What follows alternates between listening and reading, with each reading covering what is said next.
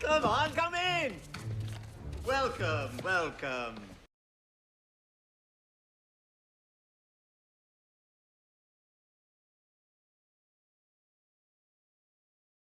What's up, everyone? Sorry, my mic was off. I always do that. I always mess up an audio. I was saying, I think it's so fun. I sit here for like 5 minutes while the intro is playing, and I'm like getting set and getting ready, and I'm reading some what you guys say. It's the peak of enjoyment for me because I'm not on camera yet, and it's just like fun to see what you guys are saying. I love it. I think it's so fun. What's up, everyone? Welcome to the chapter. This is, I guess, the chapter. I don't know what to think about this one. We'll see. Morning, everyone. Morning, afternoon, evening, wherever you are. It's snowing here in New Jersey / New York. Anybody from this area? They're getting all this snow. We have a beautiful snow. This is one of the most beautiful snows I've seen in years. All the trees are just completely covered in snow. So, how's it going, guys? What's up? Okay. We need to do two things before we start the live read. Two things. Well, probably a lot more than just two things, but two things that I'm thinking of right now. The first, we need to actually make a drinking game. So I'm going to pin a comment, but we need to figure out what we drink to. So every time you guys are going to get hammered by the end of this, we need to do like a bingo, a drinking bingo game or something like that. Drinking game. I'm gonna pin a chat. Oh no, I hit the wrong enter. Hold on. Remove.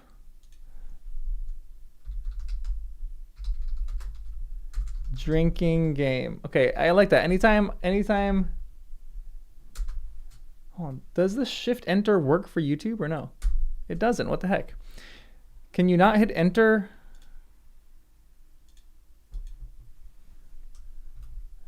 Shift enter doesn't work on YouTube. That's a bummer. Drink every time John says. You could just do water shots. You're gonna get really hydrated by the end of the stream. Every time I say one, hold the phone. 2, there's an essay in that. Yeah, 3, this is the best is too much. You guys would get hammered by the end. Every time I say like the stream. 4, every time someone in the book says ruffians. Yeah, I can't believe they left this out. Oh, a vanilla chai latte or a chai tea sounds so good right now. Honestly, I was asking for that at a diner yesterday and they didn't have it and I was a little bummed. I love a good chai in the winter. So good. Yeah, every time someone says ruffians. And then 5, one more. What's the last one? Every time you guys say read and find out. Every time chat says RIFO.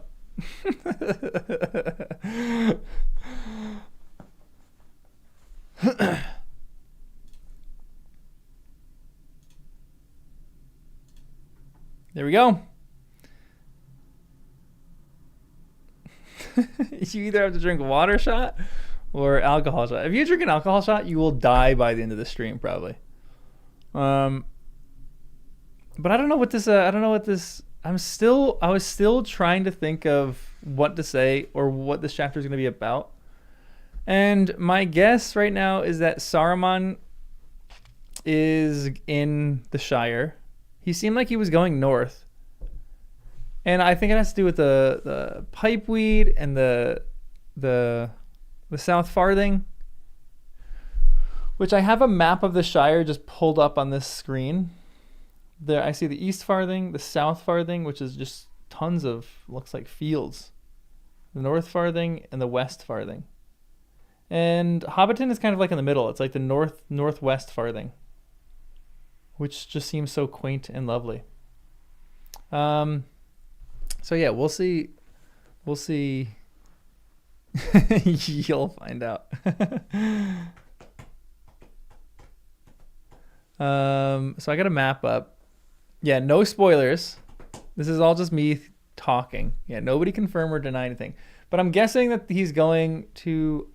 I just can't get it out of my head that I feel like he is going to economically try to ruin the Shire, or it's already been economically ruined. Or like it makes me wonder what Fatty is up to. Fredigar. Like, has he been really battling? Because the Rangers are gone. So the Rangers aren't doing the work of protecting the Shire. Are there going to be orcs in the Shire? That's actually one of the questions I've been thinking about a lot this week. Are there going to be orcs in the Shire? Also, really, real quick, Sean, thanks for the $5. Omersine, your donos have been crazy lately. Thank you so much. The oftener I do a live session, the better we'll be pleased.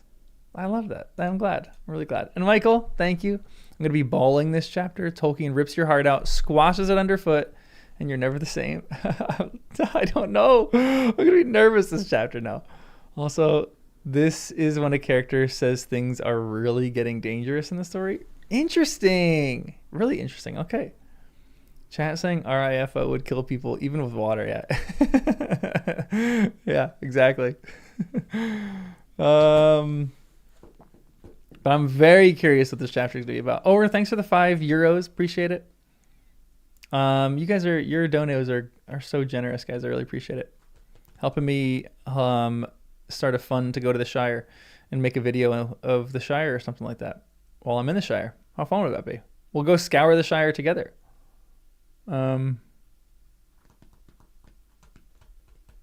Yeah, you don't have to give. That's okay if you don't. This is just for your guys' enjoyment of hanging out, watching me read this for the first time. We have 2 more chapters left, which is crazy. Also, everyone, like the stream. There's 150 people here, and only 61 people have liked it. So, everyone, start clicking the like. How about you scour this chapter and start reading?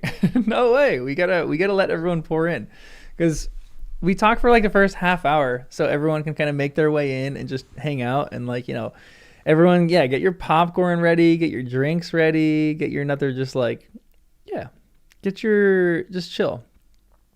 After the stream of your comfort game will be on at the start of the next hour, but you're gonna stick it out here. Love that. Wait, what do you mean comfort game? Of my comfort game will be on the start of the next hour. Every time ruffians are mentioned, yeah. Hey, Caltonian, how are you? Gotta soak the chapter first before scouring. Yeah, they're just doing the dishes in the scour, in the Shire. That's it. A niche game called Overlord. I feel like I've heard that game before. Maybe not. Overwatch, I've heard. Overlord, I don't know. Yeah, go get gas, come back. You put go get some drinks, go chill. We're gonna start in 20-ish minutes. I've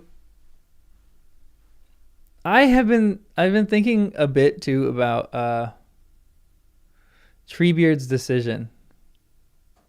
And I just published a video on that about if Treebeard was right or not in his decision, and it's made me just curious about that. I simultaneously love his decision and feel so conflicted about it and don't like it at the same time. Dane, thanks for the $5. Been busy the last 2 live reads, but you made sure to be here for this one. I love it. Now here's this is probably like a, I don't know, maybe a weird question. Is this chapter more anticipated for you guys, or is the last chapter more anticipated for you guys?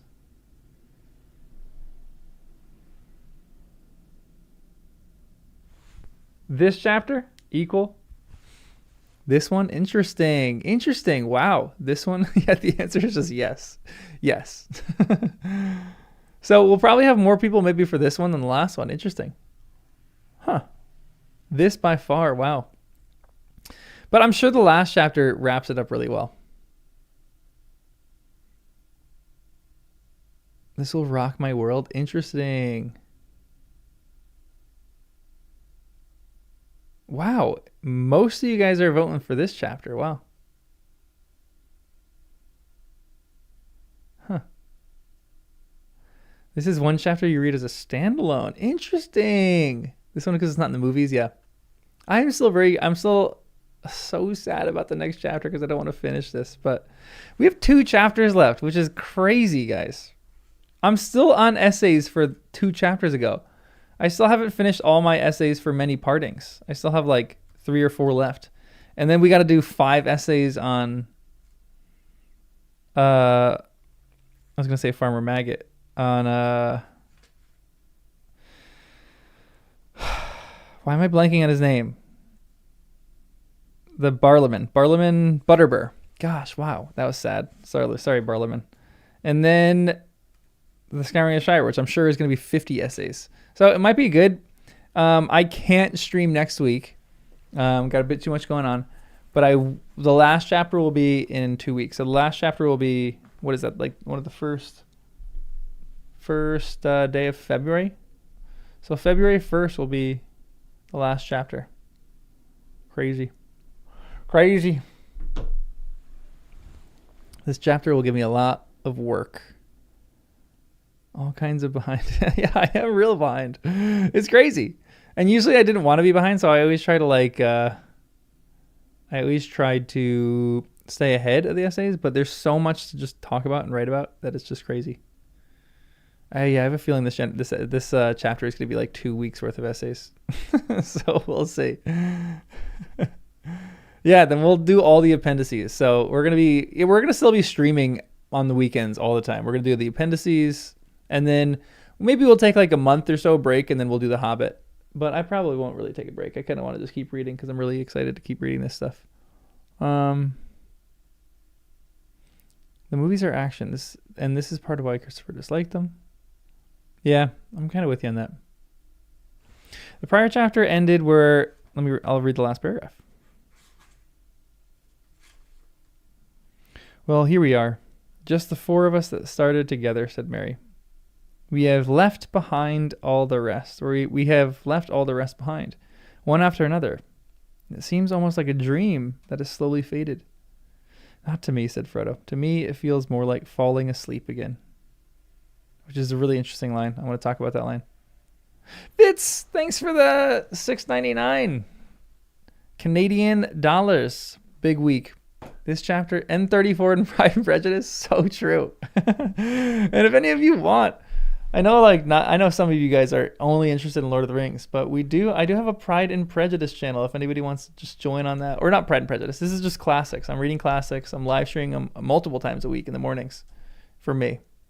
So if any of you guys want to subscribe, let me find it. It's just called First Time Classics. First Timers Classics. And I'm just doing the same thing for Lord of the Rings, but the essays are a little less formulated. They're just me talking about things in my head. I read a few essays. But that is a channel if any of you guys want to subscribe. And then we got our Discord, so you can jump in the Discord. Let me post the link for that.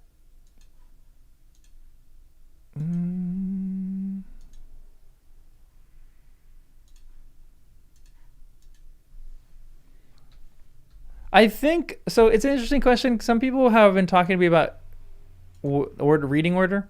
I still think I'm going to do The Hobbit and then the Silmarillion. And I think the reason for that is because some people told me there were still some not some spoilers, but there's some stuff that's like revealed that will help me understand The Hobbit more. But I still think that's kind of the same for Lord of the Rings. So I feel like it'd be fun to read both of those without drinking it every time I make a new channel. Well, it'll be fun to read that before I read the Silmarillion, to be honest, and then to read the Silmarillion, then reread The Hobbit and Lord of the Rings to actually like get more information out of it. Because I feel like the first time read would be fun to just like read it without knowing anything, and then getting more into the details of it, and then on a reread it'll be even more fun. You know what I mean? Gravel Nerd, thanks for the 10 euros with the little strong man. Thank you. Appreciate it. Man, you guys are so generous. Appreciate you guys. So yeah, it'll be Appendices, Hobbit, the Silmarillion, back to Lord of the Rings, back to, or then like the Unfinished Tales, all the other stuff. But I still think the Silmarillion is going to be like, we're going to read a chapter, and then if that chapter is like the Fall of Numenor chapter or the Children of Húrin chapter or whatever it is, we'll read that chapter and then read the book, or maybe read the book and then read that chapter. We'll see. Yeah, History of Middle-earth, all that stuff is going to come. So we're going to do all of it. It's going to be pretty awesome. I'm pretty excited. I know, I saw in the theaters, they were 25th anniversary. They were just all coming out. I kind of want to go do that. I think they're still out. I think they're out for another little bit. At least in theaters by me, they're still playing.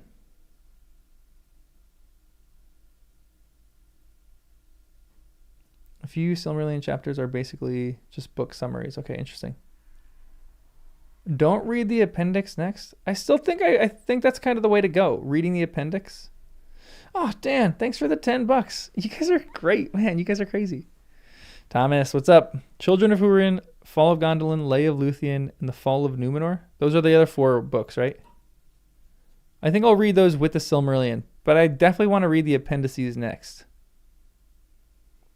I think someone was telling me to read The Hobbit before I read the appendices.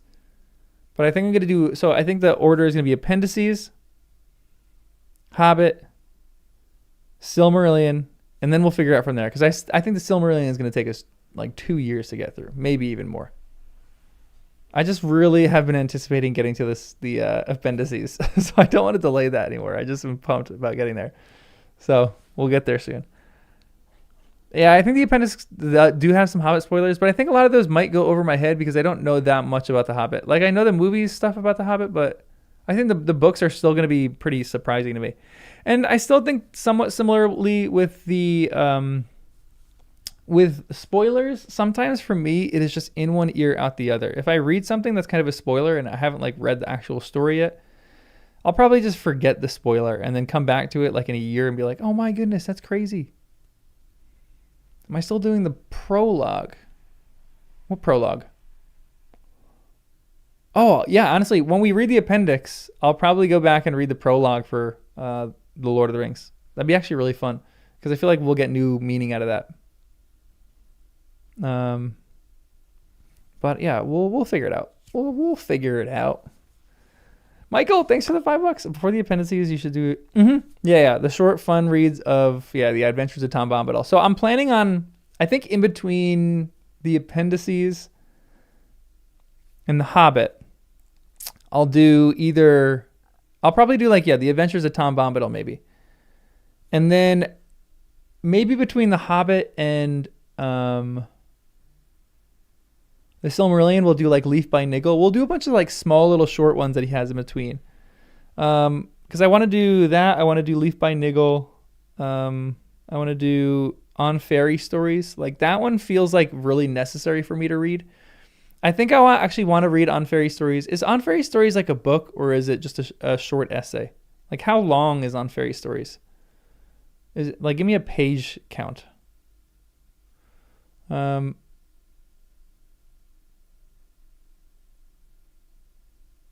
Every book I put for the Silmarillion shortens your lifespan. I guarantee you we will get to the Silmarillion probably before the end of the year. The Hobbit, I think, is going to take us, like 3-4 months? There's going to be a few in between. I'm guessing by like the summer or by the fall, we'll probably get to the Silmarillion, which I'm pretty pumped about.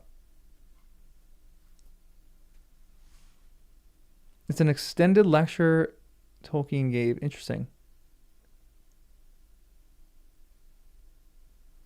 Yeah, I know the Silmarillion isn't like a fun read, but I still think I would love like the history of that. I think that's one of the things I'm most excited for. Even if it's not written like an actual story, like if it's written more like a history, I have no problem with that because I do love good history books that are written like that, more like epics. Yeah, I'm really excited for On Fairy Stories.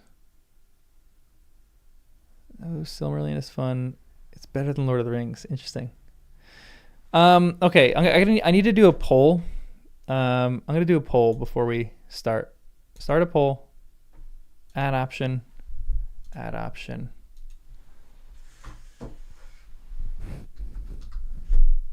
All right. Here's a question. Which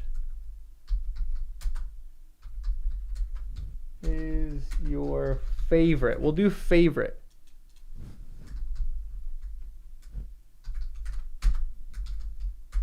The Hobbit or the Silmarillion? I think I spelled that right.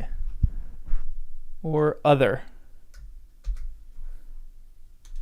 I'm curious to see what you guys say for this.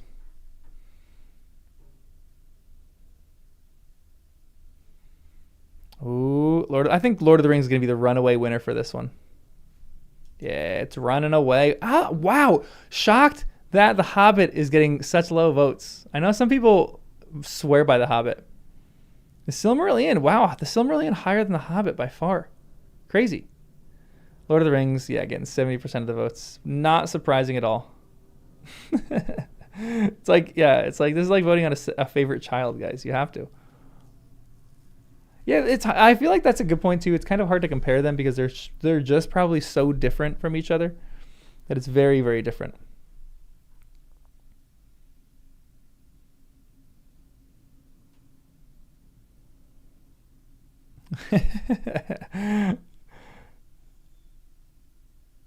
The Silmarillion getting some good votes. The Hobbit's making a little bit of a comeback.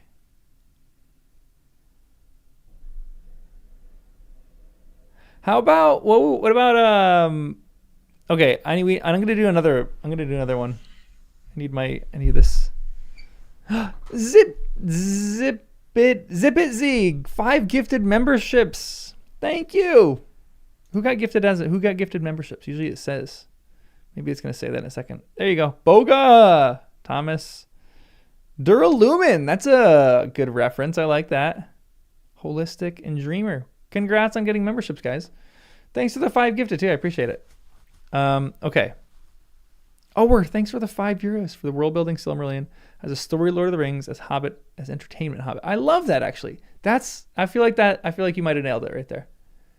Anybody agree? Anybody disagree? Duralumin, I like the reference right there.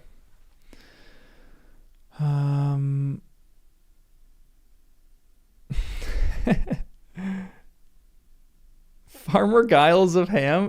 What is Farmer Giles of Ham? Okay, here's a new poll. We're gonna end this poll.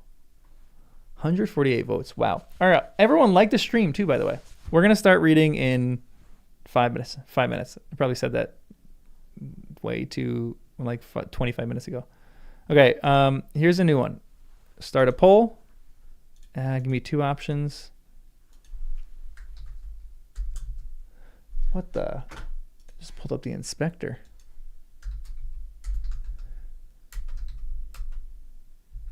Favorite side story.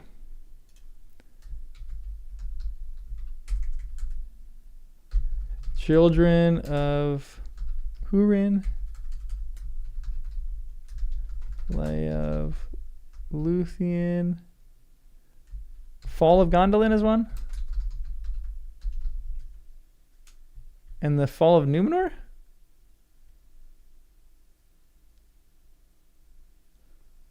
The Fall of Gondolin and the Fall of Numenor? Are those the 2 titles of it?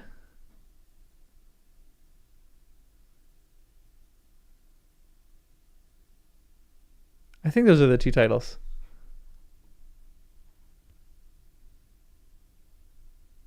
Fall of Numenor, Baron and Luthien, the Lay of Luthien, right? 2 different tales. Okay, here. I think we have it. You got to vote. Everyone, you got to vote. I'm really curious to see who's going to win this one. I mean, Farmer Giles seems like it's clearly the best. Children of Hurin, interesting. I feel like this one's going to be somewhat even. Maybe a bit more even than previous ones. Interesting. Lay of Luthien. Did I spell Luthien? Luthien?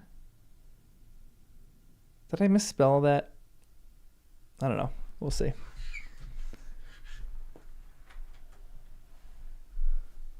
Lay of Luthien is objectively the best. Leithian? Is it Leithian? Leithian? Okay. You have not missed it, Apollo. You made it just on time. I'm delaying because I want everyone to get here before we start. Because I want to experience this with you guys.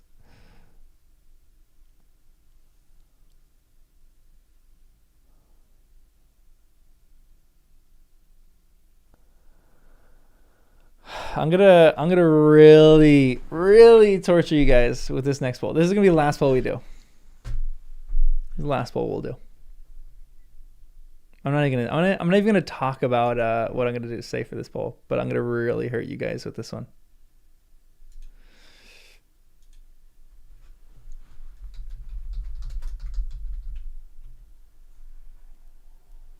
No, that's the Q&A, not a poll. Start a poll.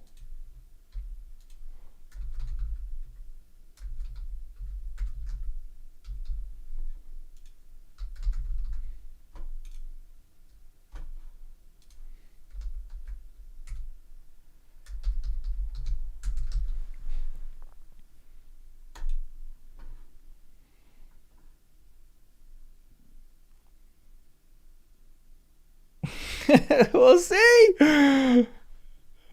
I think this one's going to be heated. I think this is going to be between Frodo and Sam.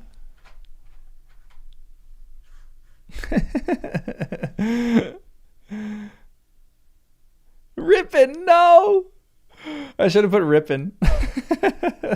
Making you guys pick favorite childs. I'm actually shocked how even this voting is. I love this. Pippin getting the least amount is pretty shocking to me right now. Yeah, you cannot vote. Yeah, Dennis, I'm sorry I'm doing all these favorites.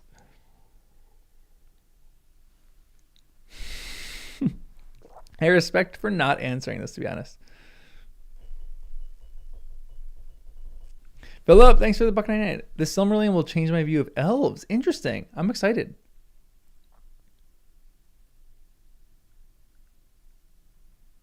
Pippin is an easy worst. Book Frodo, Movie Sam. Movie Sam I think is the best one. I think it's hard to beat Movie Sam. Book Frodo might be my favorite in that group. I'm surprised Merry is great. Merry is underrated great too in the books.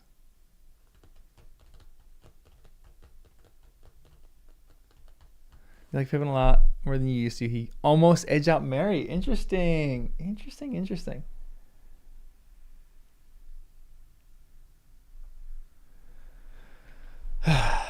Oh, man, I feel like you guys all know that I'm just trying to delay this because I just don't want to. I almost don't want to finish these last two chapters because I'm just enjoying this too much as a first-time reader. I want this to just keep on going on forever. I think when I read the last chapter, I'm gonna have to like read a page and then just take like an hour-long break. That's gonna be like a 24-hour stream of me just like in absolute hysterics. All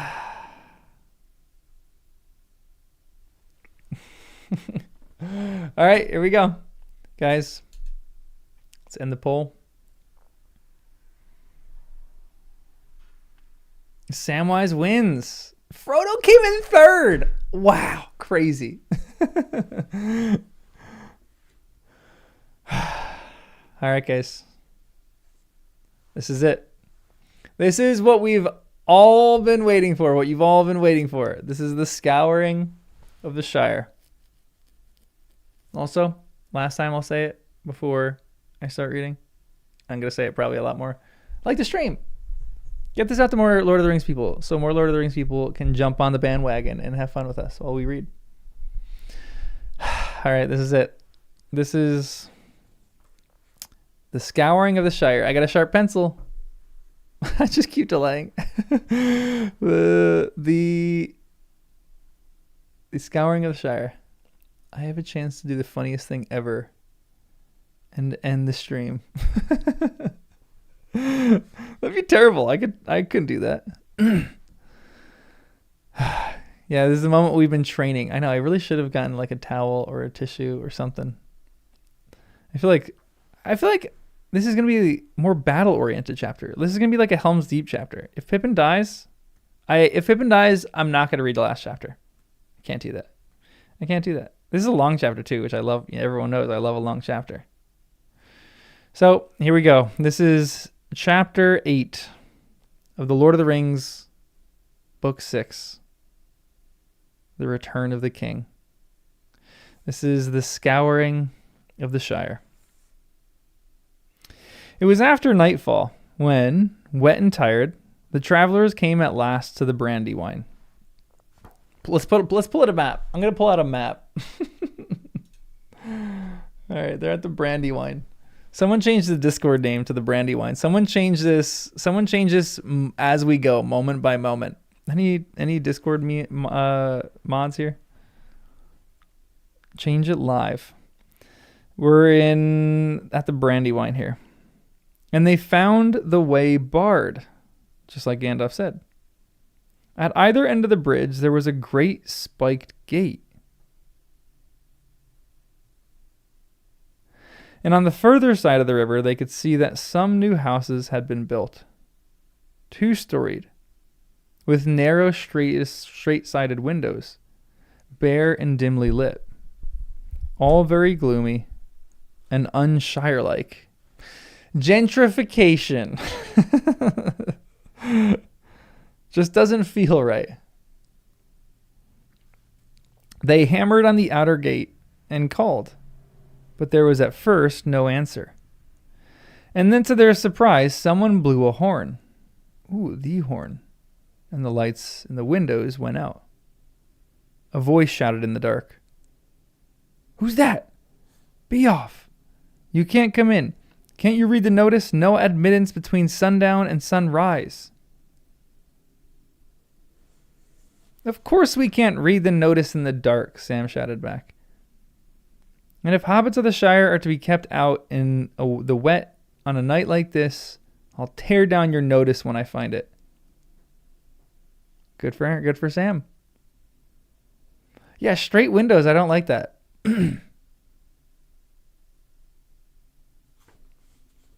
We only like rounded windows and rounded doors. At that, a window slammed, and a crowd of hobbits with lanterns poured out of the house on the left. They opened the further gate, and some came over the bridge. When they saw the travelers, they seemed frightened.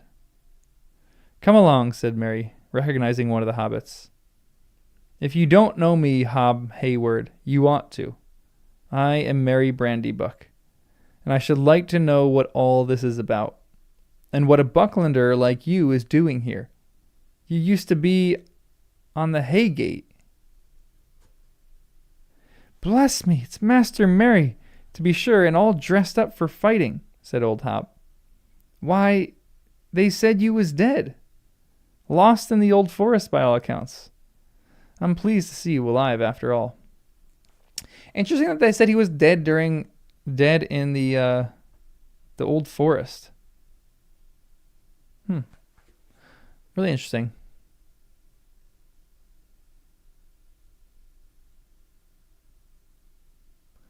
Yeah, everyone pull out your maps of the Shire.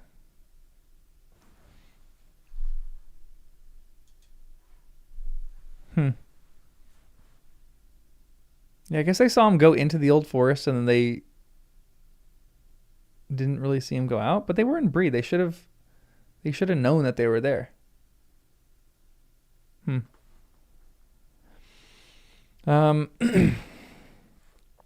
Then stop gaping at me through the bars and open the gate," said Merry. "I'm sorry, Master Merry, but we have orders." "Whose orders?" "The chief's up at Bag End." Don't tell me. Do not tell me the freaking Sackville Bagginses have gotten the Shire into economic ruin. It would be just like them to do that. Chief, do you mean Mr. Lotho? Said Frodo. I suppose so, Mr. Baggins. But we have to say just the chief nowadays. Oh my gosh. This they're genuinely evil. Maybe. Part of me is still holding out hope that they're actually good and they're like fighting and they're like trying to band together, but Lotho. Okay.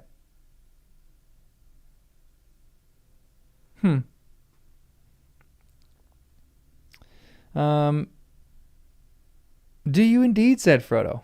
Well, I am glad he has dropped the Baggins at any rate, but it is evidently high time that the family dealt with him and put him in his place. A hush fell on the hobbits beyond the gate. It won't do no good talking that way, said one. He'll get to hear of it. And if you make so much noise, you'll wake the chief's big man. We shall wake him up in a way that will surprise him, said Merry. If you mean that your precious chief has been hiring ruffians out of the wild, then we've not come back too soon. He sprang from his pony, and seeing the notice in the light of the lanterns, he tore it down and threw it over the gate. The hobbits backed away and made no move to open it. Come on, Pippin, said Merry. 2 is enough. Merry and Pippin climbed the gate, and the hobbits fled. Another horn sounded. Out of the bigger house, on the right, a large heavy figure appeared against a light in the doorway. What's all this? He snarled as he came forward. Gate breaking? You clear out, or I'll break your filthy little necks. But he stopped, for he had caught the gleam of swords. Bill Ferny, said Merry, if you don't open that gate in 10 seconds, you'll regret it. I shall set steel to you. Ooh, Sam is like, oh, Bill Ferny, huh? And he's going to just rip his head off. I'm excited. Sam, get your moment. Get your moment of glory here.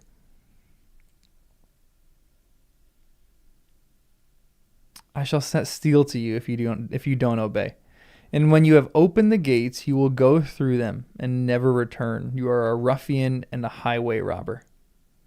Bill Ferny flinched and shuffled to the gate and unlocked it. Give me the key, said Merry. But the ruffian flung it at his head and then darted out into the darkness. As he passed the ponies, one of them let fly with his heels and just caught him as he ran. Was that Bill? I hope that was Bill. Please tell me that was Bill. He went off with a yelp into the night and was never heard of again. Neat work, Bill, said Sam, meaning the pony. So much for your big man, said Merry. We'll see the chief later.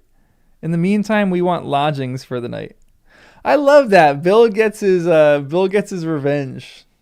Well done, Bill. Well done. An animal, a good little animal. He's not going to forget that you abused him. He's going to remember that. He's going to get you back. And as you seem to have pulled down the bridge in and built this dismal place instead, you'll have to put us... Hold on. So much for your big man, said Merry. We'll see the chief later. In the meantime, we want lodgings for the night. And as you seem to have pulled down the bridge in and built this dismal place instead, you'll have to put us up now. I am sorry, Mr. Merry, said Hob, but it isn't allowed. What isn't allowed? Talking or taking in folk offhand like, and eating extra food and all that, said Hob. Eating extra food, interesting. So I guess it is kind of economic ruin. I feel like they're in like a famine right now almost. I think they're probably in a famine because maybe Saruman has really been trying to economically ruin them and like keep... Maybe he's just buying everything or like eating all their food through magic. What's the matter with the place, said Merry. Has it been a bad year or what? I thought it had been a fine summer and harvest. Well, no, the year's been good enough, said Hob. We grows a lot of food, but we don't rightly know what becomes of it. Interesting. It's all these gatherers and sharers, I reckon, going round, counting and measuring and taking off to the storage. They do more gathering than sharing, and we never see most of the stuff again.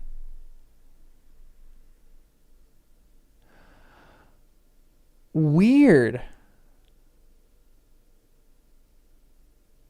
Oh, come, said Pippin, yawning. This is all too tiresome for me tonight. We've got food in our bags. Just give us a room to lie down in. It'll be better than many places I have seen. The hobbits at the gate still seemed ill at ease. Evidently some rule or other was being broken. But there was no gainsaying 4 such masterful travelers, all armed, and 2 of them uncommonly large and strong-looking, because they drank the drafts, because they're half Ents now, because they've been drinking Ent drafts. Frodo ordered the gates to be locked again. There was some sense at any rate in keeping a guard, while ruffians were still about. Then the 4 companions went into the Hobbit guardhouse and made themselves as comfortable as they could. It was a bare and ugly place, with a mean little grate that would not allow a good fire. In the upper rooms were little rows of hard beds, and on every wall there was a notice and a list of rules. Pippin tore them down. There was no beer, and very little food, but with what the travelers brought and shared out, they all made a fair meal. And Pippin broke rule number 4 by putting most of next day's allowance of wood on the fire.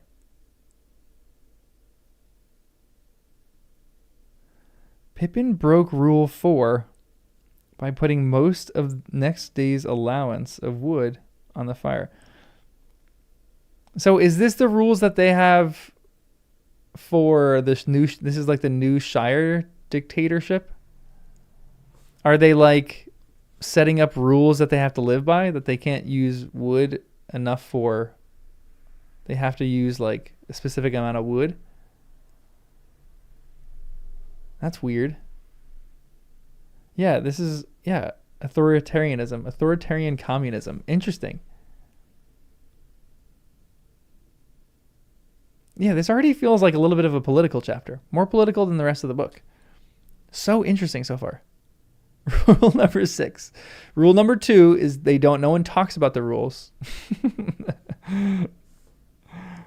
Number 6 is there are no rules. Interesting. Weird. Okay, Pippin broke rule number 4. This feels a little bit like Animal Farm. You know what I mean? Like how things are getting revealed, it feels a little bit like Animal Farm. Was Animal Farm out yet? No, Animal Farm was later, right? Well now, what about a smoke? While you tell us what has been happening in the Shire, he said. There isn't no pipeweed now, said Hob. I feel like I should be smoking my pipe during this chapter in solidarity of the Shire. Or I should delay it a little bit. When we get to the next chapter, maybe I'll smoke a pipe. Or when we get to the end of this chapter, we'll wind down this chapter and I'll just smoke a pipe and we'll hang out, just chatting about this chapter. There isn't no pipeweed now, said Hob. At least only for the chief's men. Interesting.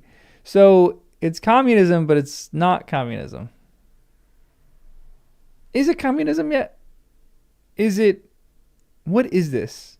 We'll see. We'll see. It kind of seems like it. It seems like authoritarianism, dictatorship.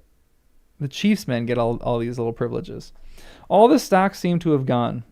We do hear that wagon loads of it went down the old road out of the South Farthing, over Sarn Ford way. That would be the end of last year after you left. But it had been going away quietly before that, in a small way. That law, though. Now you shut up, Hob Hayward cried several of the others.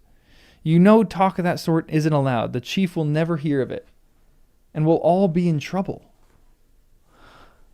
So interesting. He wouldn't hear not. If some of you were here, or if some of you here weren't sneaks, rejoined Hob hotly. All right, said Sam. That's quite enough. I don't want to hear no more. No welcome, no beer, no smoke, and a lot of rules and org talk instead. I hope to have a rest, but I can see there's work and trouble ahead. Let's sleep and forget it till morning. This is really weird. I don't know what to think of this chapter yet. I'm sad that this is happening in the Shire. The Shire is like this perfect picture of like this Eden. And we have evil happening in the Shire.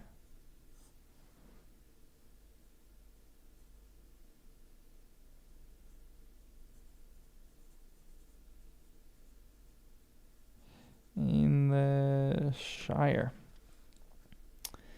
The new chief, in quotes, evidently had means of getting news. It was a good 40 miles from the bridge to Bag End. Could you imagine if they have a Palantir? The Lado has 2 Palantirs that he's been using to communicate with other people in the Shire. But someone made the journey in a hurry, so Frodo and his friends soon discovered. They had not made any definite plans, but had vaguely thought of going down to Crickhollow together at first and resting there a bit. Hold on, pull up the map. Let me find Crickhollow. Crickhollow. So they go over the Brandywine Bridge. They still have a while till they get to the to Hobbiton. Is this map good, guys? Where's Crickhollow?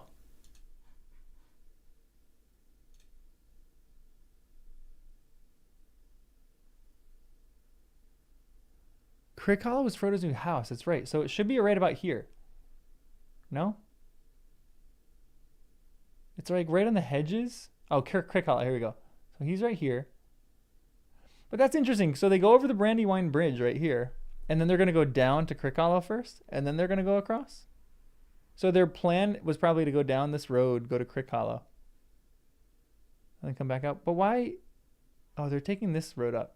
Wait, I'm confused. Oh, so no, they're in Bree. So they took the east road. They came in. They're going over the Brandywine, but they were probably planning to come down here and go to Crickhollow, I'm guessing.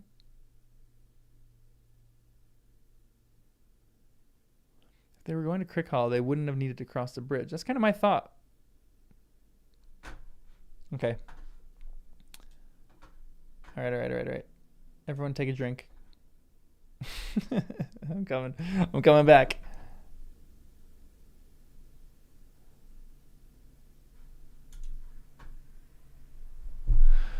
All right. Let's see. They had not made any definite plans, but had vaguely thought of going down to Crickhollow together first, and resting there a bit. But now, seeing what things were like, they decided to go straight to Hobbiton. So the next day, they set out along the road and jogged along together, or jogged along steadily. The wind had dropped, but the sky was gray. The land looked rather sad and forlorn, but the sky was gray. The land looked rather sad and forlorn, but it was after all of the 1st of November and the fag end of autumn. Still there seemed an unusual amount of burning going on, and smoke rose from many points round about. A great cloud of it was going up far away in the direction of the woody end. Are they burning the Shire? This is sad to me because like my theory right now is like, are they burning parts of the crop of the Shire so that they can control what goes out? You know what I mean? Weird. As evening fell, they were drawing near to Frogmorton, a village right on the road, about 22 miles from the bridge. Hold on. Let me just check this out real quick. Frogmorton. Okay, so they're like halfway. So Brandywine, Frogmorton is about halfway. Cute little village, it looks like.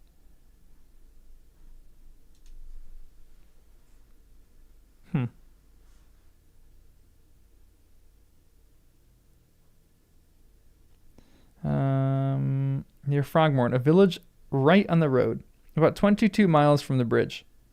There they meant to stay the night. The floating log at Frogmorton was a good inn, but as they came to the east end of the village, they met a barrier with a large board saying "No Road." And behind it stood a large band of sheriffs with staves in their hands and feathers in their caps, looking both important and rather scared. Sheriffs is the Hobbit word for sheriffs? Huh.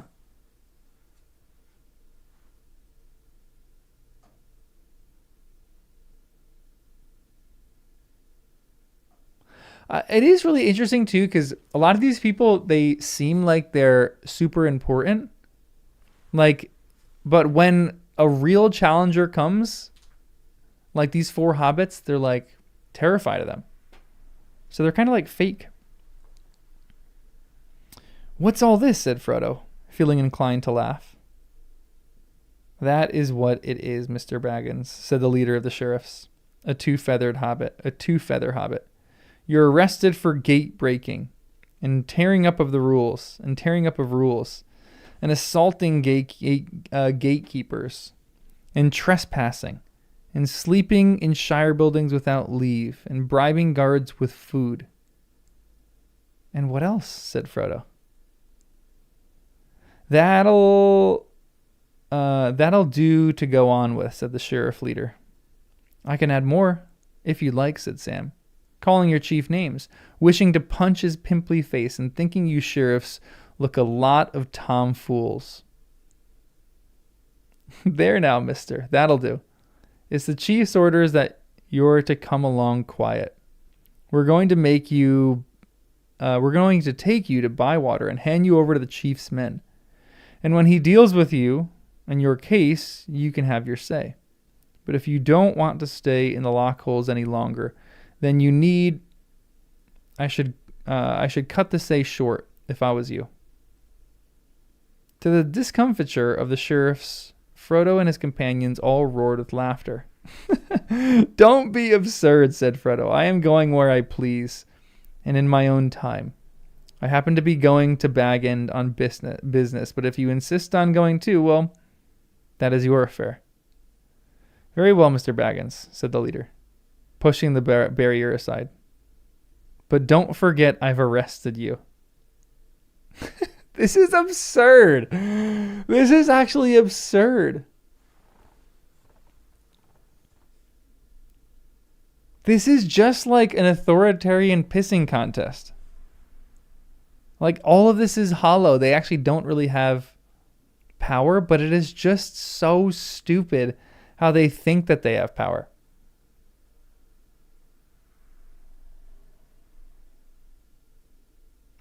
I was getting a little bit of a... what's his name? Ron Swanson. I feel like the hobbits come back into Hobbiton or into the Shire, and they're all just Ron Swansons. They're all libertarians. They're like, I will go and do what I want. Probably not libertarians, but somewhat. They're like, I'm going to go do what I want. You guys can do whatever you want with your stupid little rules. He's like, I don't abide by those rules. "I won't," said Frodo. "Never. But I may forgive you. Now, I am not going any farther today, so if you'll kindly escort me to the floating log, I'll be obliged." "I can't do that, Mr. Baggins. The inn's closed. There's a sheriff house at the far end of the village. I'll take you there." "All right," said Frodo. "Go on and we'll follow." It's so funny that they're like, "We're going to arrest you." And now they're like, "Okay, we'll take you to the house. We'll put you up for the night." Sam had been looking at the sheriffs up and down, and had spotted one that he knew. "Hey, come here, Robin Smallborough," he called. "I want a word with you." With a sheepish glance at his leader, who looked wrathful but did not dare to interfere, Sheriff Smallborough fell back and walked beside Sam, who got down off his pony. "Look here, Cock Robin," said Sam.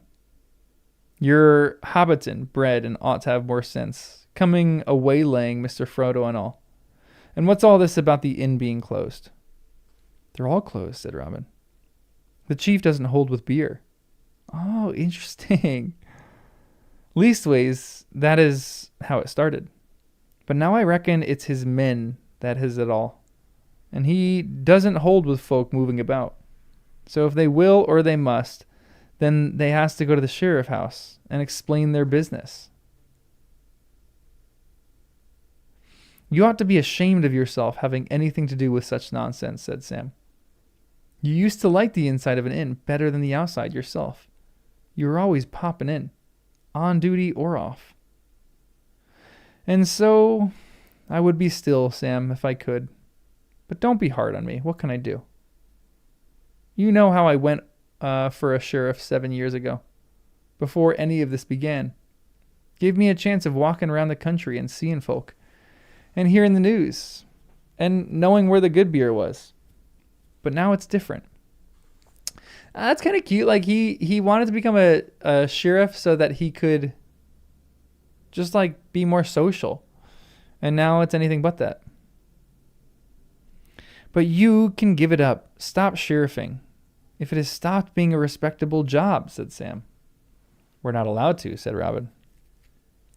"If I hear not allowed much oftener," said Sam, "I am going to get angry."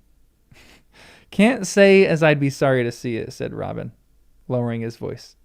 "If we all got angry together, something might be done. But it's these men, Sam, the chief's men. He sends them round everywhere. And if any of us small folks stand up for our rights, they drag 'em off to the lock holes. And they took old flour dumplings, Old Will Whitfoot, the mayor, first. And they've taken a lot more. Lately it's been getting worse. Often they beat 'em now." "Then why do you do their work for them?" said Sam angrily. "Who sent you to Frogmorton?" "No one did. We stay here in the big sheriff's house now. We're the first Eath Farthing troop now. There's hundreds of sheriffs all told, and they all want more. With all these new rules, most of them are in it against their will, but not all. Even in the Shire, there are some has like-minded other folks' business and talking big. And there's worse than that. There's a few as do spy work for the chiefs and his men." "Oh, so that's how you had news of us, is it?" "That's right. We aren't allowed to send it by now. But they use the old quick post service, and keep special runners at different points. One came in from Whitfrow's last night with a secret message, and another took it on from here. And a message came back this afternoon saying you was to be arrested and taken to Bywater, not direct to the lock holes. The chief wants to see you at once, evidently." Interesting. So Bywater, isn't that Bywater going? Okay, so Bywater is right by Hobbiton. Interesting. The chief is going to come out because the chief doesn't really want them in Hobbiton, I'm sure.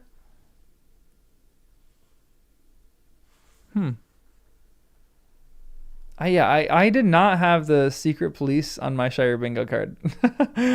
Even when I was thinking about what this chapter was going to be about, I did not think it was going to be about this. And I'm curious too, who are the chief's men? Like, where did they come from? They don't seem hobbit-like because the hobbits are calling themselves small folk, according to them. Are they men from Bree? Are they like Bill Ferny's people just going out? Maybe they're... If there's orcs here, that would be shocking to me. Yeah, it's the Shire Gestapo for sure. But it's like the Gestapo that has like no power and they don't really know what to do. Read and find out. Everyone take a drink. Take a little water. This is such a strange chapter. I kind of love it, but it's so strange right now. He won't be so eager when Mr. Frodo is finished with him, said Sam.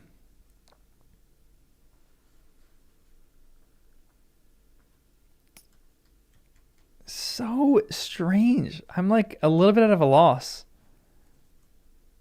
I don't understand this so far.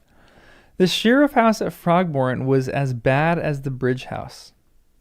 If it had only one story, but it had the same narrow windows, and it was built of ugly pale bricks, badly laid. Inside it was damp and cheerless, and supper was served on a long bare table that had not been scrubbed for weeks. So guys, this is what the scouring of the Shire is going to be. They're going to clean this table finally. That's what it is. The food deserved no better setting. The travelers were glad to leave the place. It was about 18 miles to Bywater, and they set off at 10 o'clock in the morning. They would have started earlier, only the delay so plainly annoyed the sheriff leader. The west wind had shifted northward, and it was turning colder, but the rain was gone.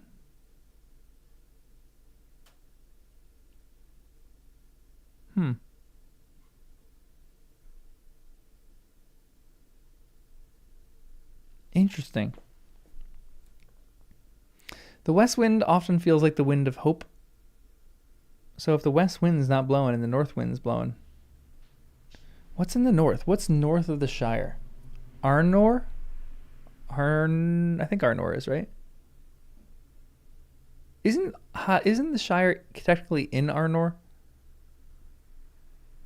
Maybe I'm wrong. Angmar. Oh, Arnor is south. Okay.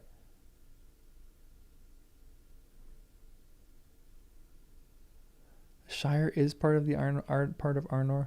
So Angmar. Okay. Interesting.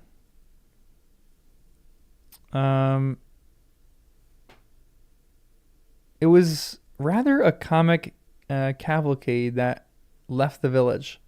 Though the few folks that came out to stare at the get-up of the travelers did not seem quite sure whether laughing was allowed.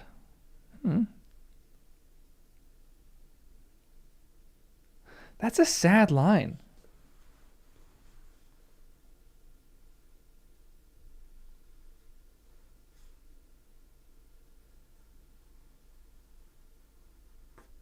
Like this is a really great line that Tolkien wrote, because simultaneously it's showing you that there are still the culture of the Shire is still hanging on, like by a thread, but it's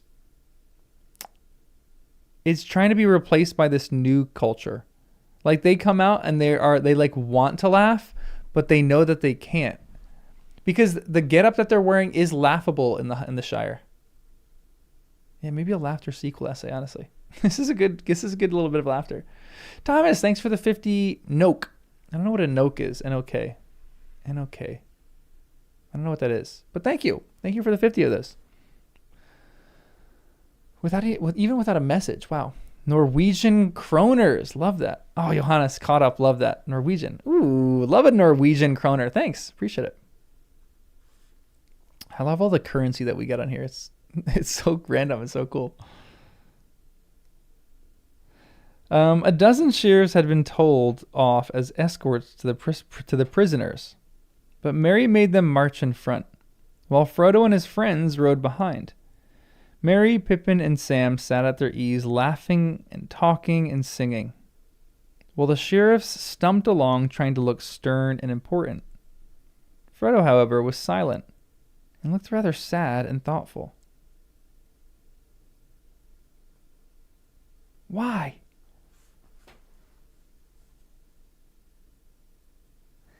Frodo's not going to blame himself for this, right? I hope not. I love that the other three are just having a good time, too. Is Frodo not going to find this place really his home again? There's I'm not gonna really talk about this that much. I have an essay cooking up in my head because I don't know exactly the fate of Frodo, but I kind of think I know the fate of Frodo, according to the movie at least. So I want to talk about Frodo leaving and just some interesting thoughts that I have about that. But we'll get there probably in a few weeks. The last person they passed was a sturdy old gaffer clipping a hedge. So does old gaffer just mean dad in Shire talk? Because this isn't the old gaffer. Old gaffer just means grandpa or like old man.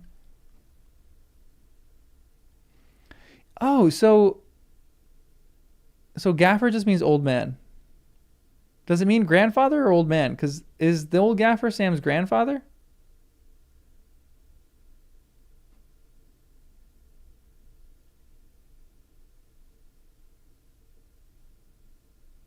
Means old man or grandfather. Or gaffer means boss. Yeah, that makes sense. I've heard that. I've heard it used in that sense. It's for grandfather. Old man. The gaffer is Sam's dad. Yeah. That's what I thought. I was about to have an identity crisis if I found out it was his grandpa. I was gonna say, what happened to his dad? Why do we not have that?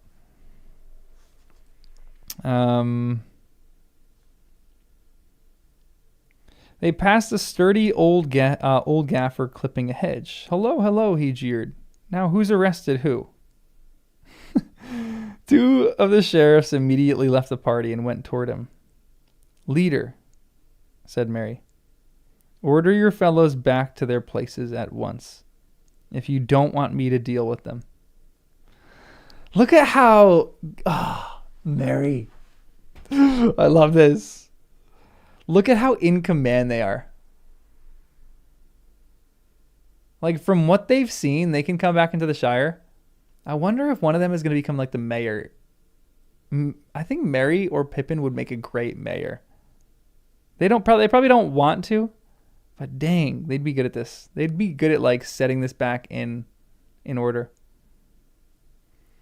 The two hobbits, at a sharp word from their leader, came back sulkily. Now get on, said Mary. And after that, the travelers saw to it that their ponies' pace was quick enough to push the sheriffs along as fast as they could go. The sun came out, and in spite of the chilly wind, they were soon puffing and sweating. At the 3 farthing stone, they gave it up. They had done nearly 14 miles, with only one rest at noon, but it was now 3 o'clock. They were hungry and very footsore, and they could not stand the pace. Well, come along in your own time, said Mary. We are going on. Goodbye, Cock Robin, said Sam. I'll wait for you outside the Green Dragon if you haven't forgotten where that is. Don't dawdle on the way. You're breaking arrests. That's what you're doing, said the leader ruefully. And I can't be answerable. We shall break a good many things yet, and not ask you to answer, said Pippin. Good luck to you. Yeah, don't forget I've arrested you is a wild line. What a bunch of dummies these guys are. This is crazy. I still don't understand how the Shire got in this place. Like, what is really going on? The travelers trotted on, and as the sun began to sink towards the white downs far away on the western horizon, they came to Bywater by its wide pool. And there they had their first really painful shock. This was Frodo and Sam's own country, and they found out now that they cared about it more than any other place in the world. Many of the houses that they had known were missing. Some seemed to have been burned down. The pleasant row of old hobbit holes and the bank on the north of the pool were deserted, and their little gardens that used to run down bright to the water's edge were rank with weeds. Worse, there was a whole line of ugly new houses all along the poolside, where the Hobbiton road ran close to the bank. An avenue of trees had stood there. They were all gone. And looking with dismay up the road toward Bag End, they saw a tall chimney of brick In the distance, it was pouring out black smoke into the evening air. So this seems like it's transitioned to some extent to like anti-industrialism. You know what I mean?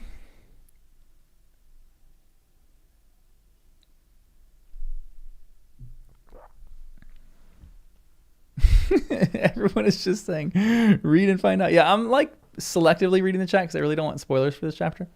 So I'm just picking and choosing. Like it seems like the Shire has finally got caught up in like industry, and the hobbits are going to put an end to that.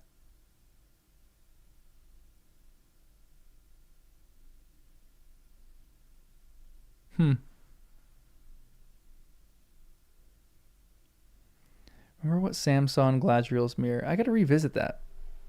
Did he see the Shire burning? He saw this, didn't he?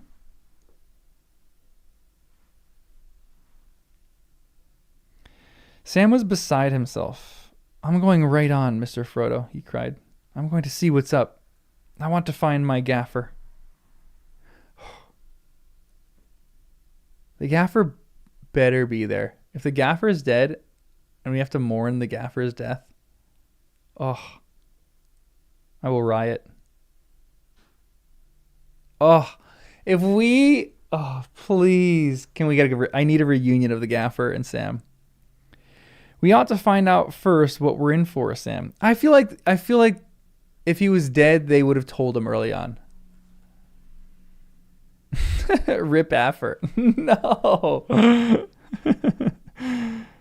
We ought to find out first what we're in for, Sam, said Merry. I guess that the chief will have a gang of ruffians handy. We had better find someone who will tell us all how things are around here. But in the village of Bywater, all the houses and holes were shut, and no one greeted them. They wondered at this, but they soon discovered the reason of it. When they reached the Green Dragon, the last house on the Hobbiton side, now lifeless and with broken windows, they were disturbed to see half a dozen large, ill-favored men lounging against the inn wall. They were squint-eyed and sallow-faced. Who are these men? Like that friend of Bill Fernie's at Bree, said Sam. Like many that I saw at Isengard. Oh, muttered Merry. Whoa! Men from Isengard came?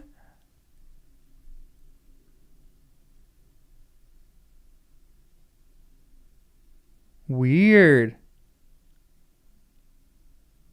Really weird. The ruffians had clubs in their hands and horns by their belts, but they had no other weapons, as far as could be seen. As the travelers rode up, they left the wall and walked into the road, blocking the way. Where do you think you're going? Said one, the largest and most evil-looking of the crew. There's no road for you any farther. And where are those precious sheriffs? Coming along nicely, said Merry. A little footsore, perhaps. We promised to wait for them here. Garn. What did I say? Said the ruffian to his mates. I told Sharky it was no good trusting those little fools. Some of our chaps ought to have been sent. And what difference would that have made, pray? Said Merry. We are not used to footpads in this country, but we know how to deal with them. Footpads, eh? Said the man. So that's your tone, is it? Change it, or we'll change it for you. You little folk are getting too uppish. Don't you trust too much of the boss's kind heart. Sharky's come now, and he'll do what Sharky says. And what may be that, or what may that be? Said Frodo quietly. This country wants waking up and setting to rights, said the ruffian, and Sharky's going to do it, and make it hard. If you drive him to it, you need a bigger boss, and you'll get one before the year's out if there's any more trouble. Then you'll learn a thing or two, you little rat folk. Indeed, I am glad to come hear of your plan, said Frodo. I am on my way to call on Mr. Law, though, and he may be interested to hear of them, too. The ruffian laughed. Law, though, he knows all right. Don't you worry. He'll do what Sharky says, because if a boss gives trouble, we can change him. See? And if little folk try to push in where they're not wanted, we can put them out of mischief, see? Yes, I see, said Frodo. For one thing, I see that you're behind the times in the news here. Much has happened since you left the south. Your day is over. And all other ruffians is. The Dark Tower has fallen, and there is a king in Gondor. And Isengard has been destroyed, and your precious master is a beggar in the wilderness. I passed him on the road. The king's messengers will ride up the Greenway now, not bullies from Isengard.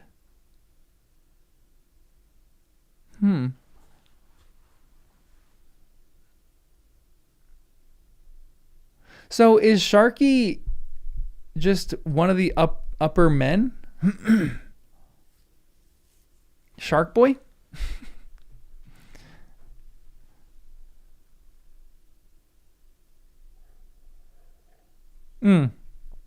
Honestly, Dragon, that's one of my favorite ideas about this. How Frodo just remains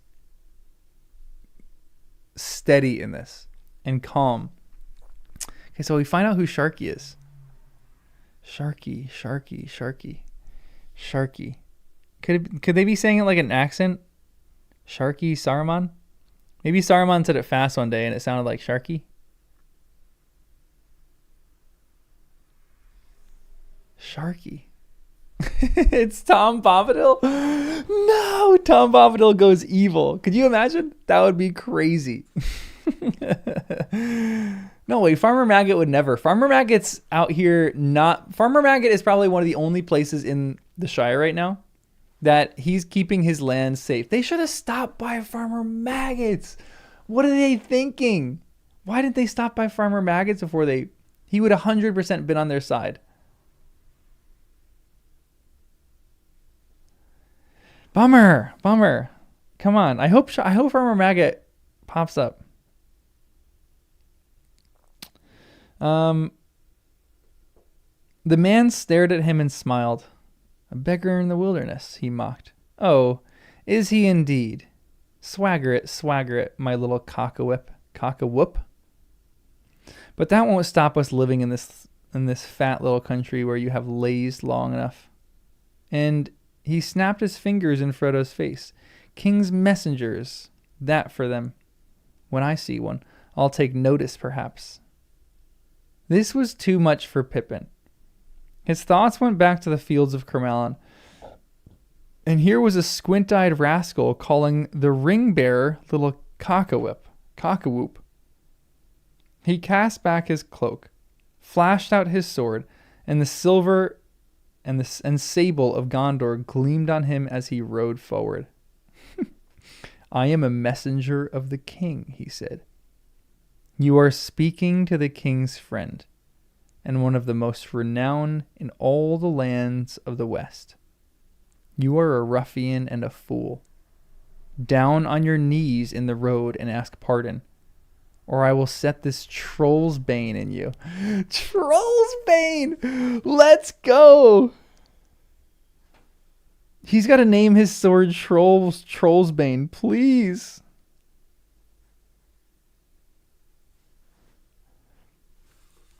Dang. The swords glinted in the westering sun. Merry and Sam drew their swords also and rode up to support Pippin.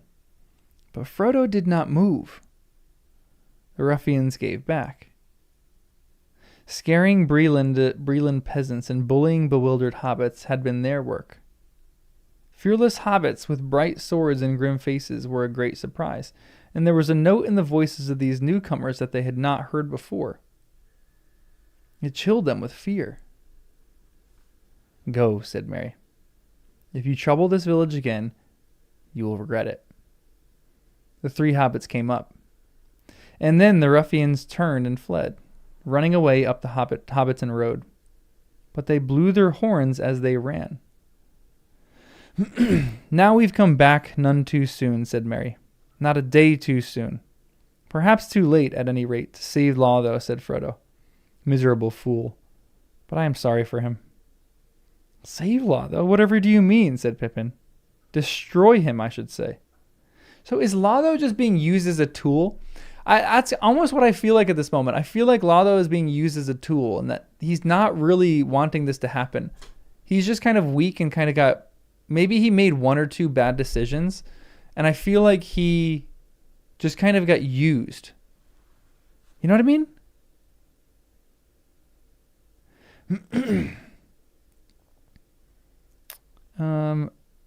Perhaps, at any rate, save him at any rate to save Lotho, said Frodo. Miserable fool, but I am sorry for him. Save Lotho? Whatever do you mean, said Pippin. Destroy him, I should think. I don't think you quite understand things, Pippin, said Frodo. Lotho never meant things to come to this pass. He has been a wicked fool, but he's caught now. The ruffians are on top, gathering, robbing, bullying, and running or ruining things as they like in his name. And not in his name even for much longer. He's a prisoner in Bag End now, I expect, and very frightened. We ought to try and rescue him. This whole chapter is just a rescue mission for Lotho? No way. Come on. This is crazy. The Scouring of the Shire is just a rescue mission for Lotho. So it's also crazy because this is wild. So it's like he made one or two bad decisions, and then all of a sudden things got out of hand. Now, one of my questions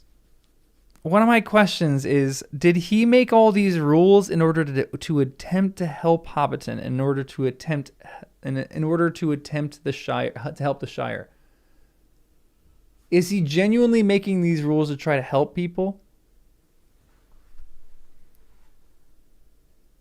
I don't think so. I don't know. Are these rules made by him, or are they made by the ruffians? Because they're just using things.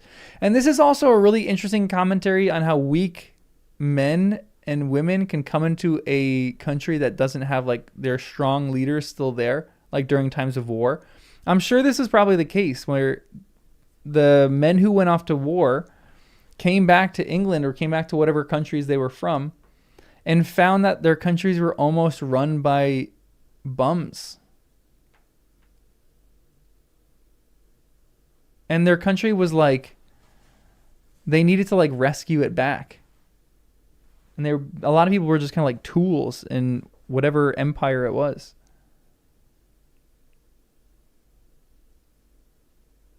Well, I am staggered, said Pippin. Of all the ends to our journey, that is the very last I should have thought of. To have to fight half orcs and ruffians in the Shire itself to rescue Lotho Pimple. Fight, said Frodo. Well, I suppose it may come to that, but remember, there is to be no slaying of hobbits, not even if they have gone over to the other side. What a good Frodo. Gosh. Frodo is the best. I am shocked that Frodo seems only got third in our poll.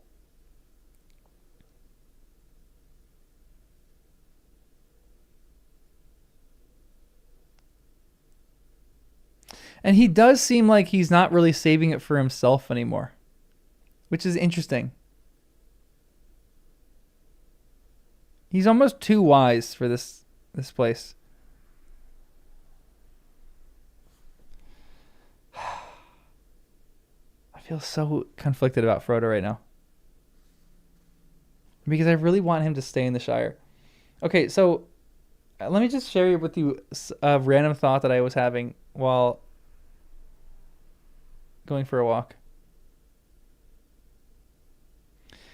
I don't know how this ends, but I am assuming that it ends with Frodo sailing to the west because he doesn't really find a home in the Shire anymore.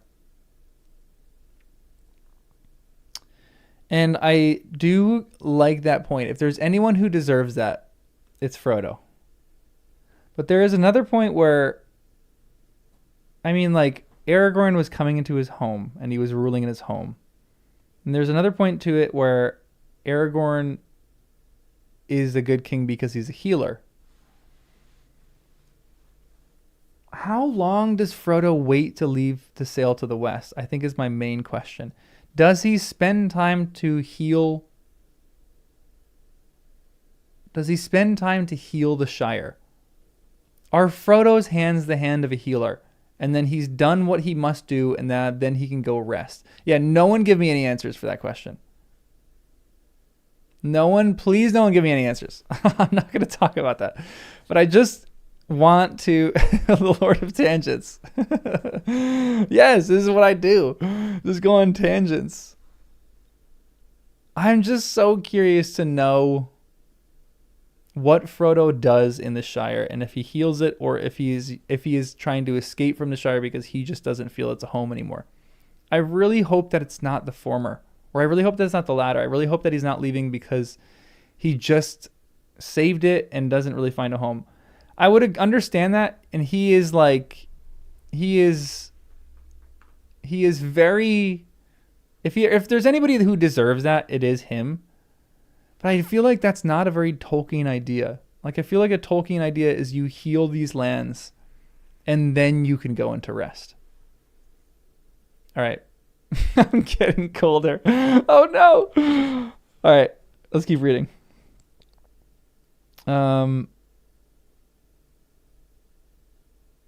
Really gone over, I say.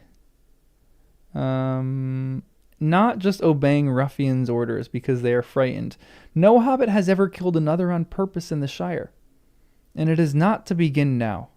And nobody is to be killed at all if it can be helped.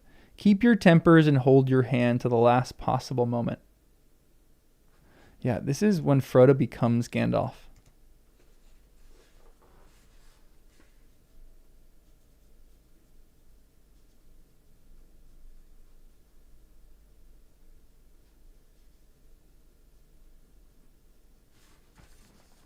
Are we sure that Frodo isn't a Maya?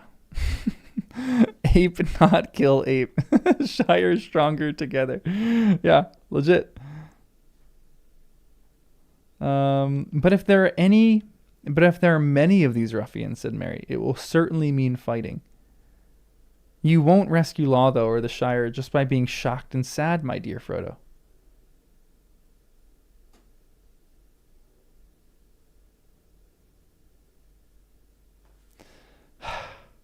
Interesting line. No, said Pippin.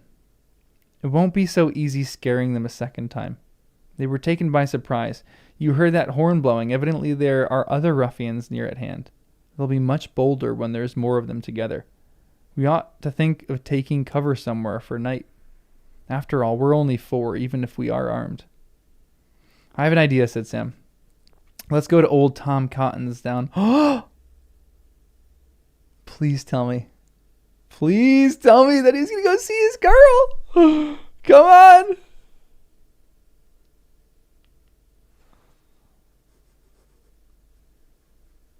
That is a really great Merry line, too.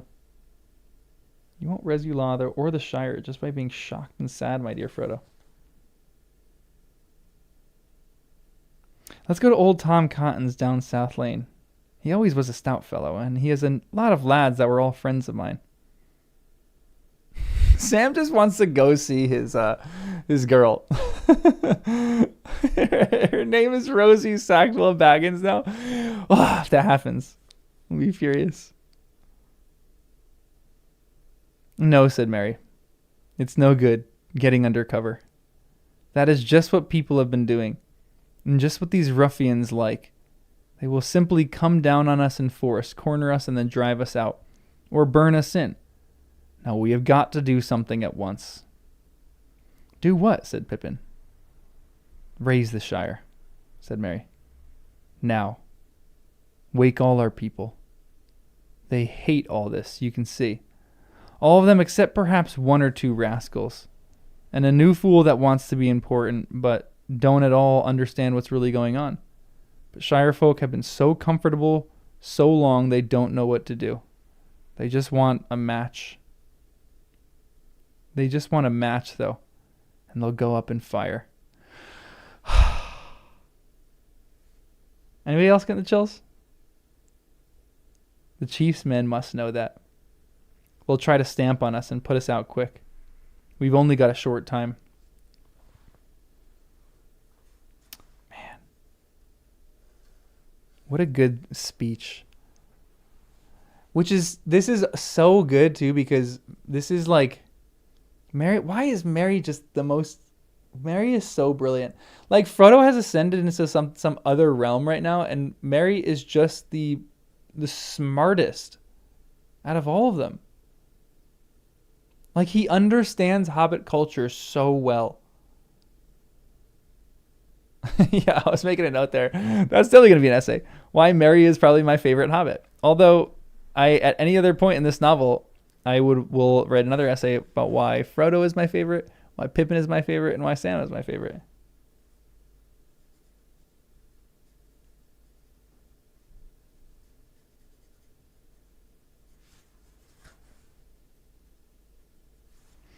Man.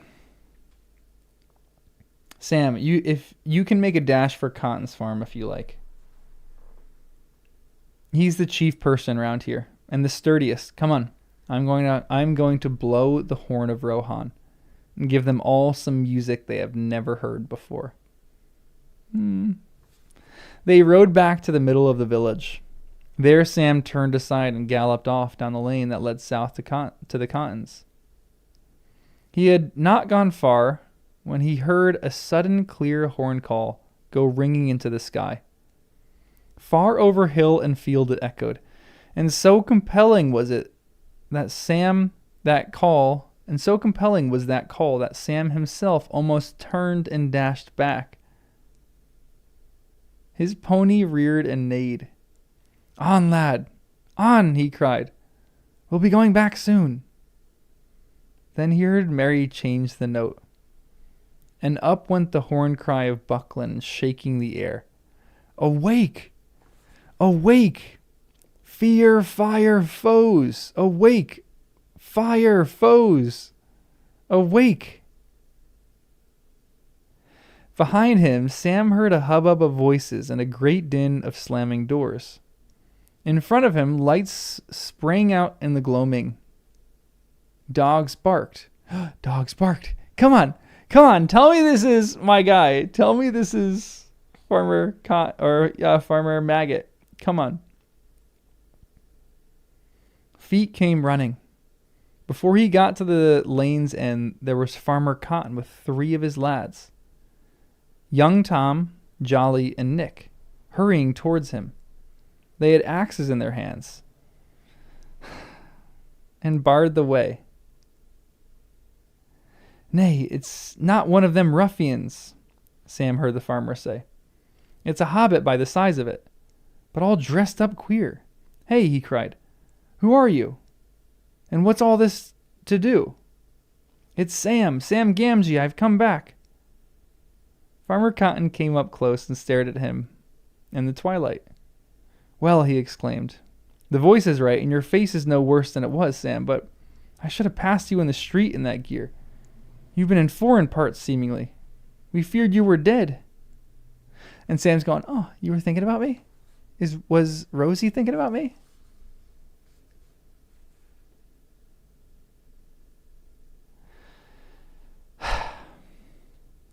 "That I ain't," said Sam, "nor Mr. Frodo. He's here and his friends. And that's the to-do. They're raising the Shire. We're going to clear out these ruffians and their chief, too. We're starting now." "Good, good," cried Farmer Cotton. "So it's begun at last. I've been itching for trouble all this year, but folk wouldn't help. And I've had the wife and Rosie to think of. These ruffians don't stick at all. These ruffians don't stick at nothing. But come on now, lads. Bywater is up. We must be in it." What? Hobbits were just ready to go.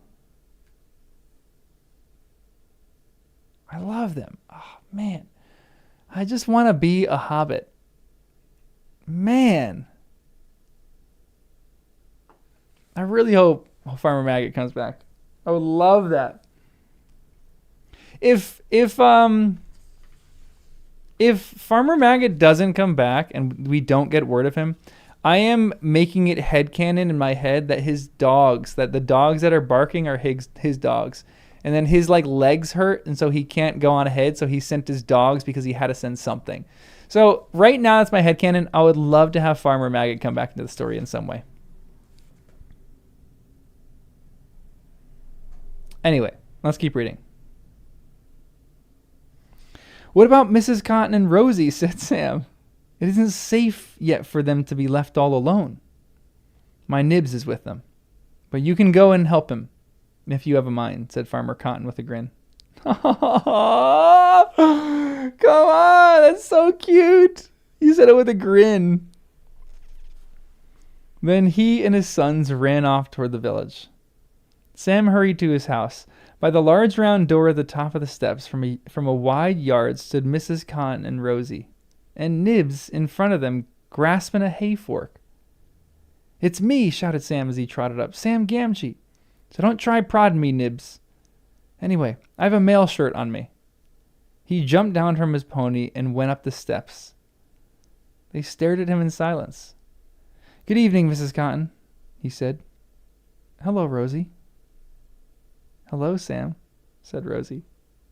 Where have you been? They said you were dead, but I've been expecting you since the spring. You haven't hurried, have you? Come on!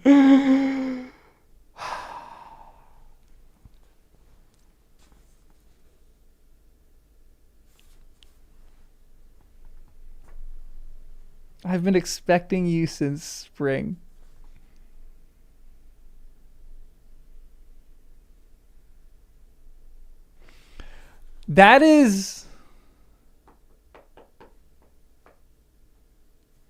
That's all a man really wants. A woman to believe in him like this. Everyone else is saying, Sam's dead. There's no way. And Sam's going, or Rosie's going, I knew you weren't dead. I've been expecting you since the spring.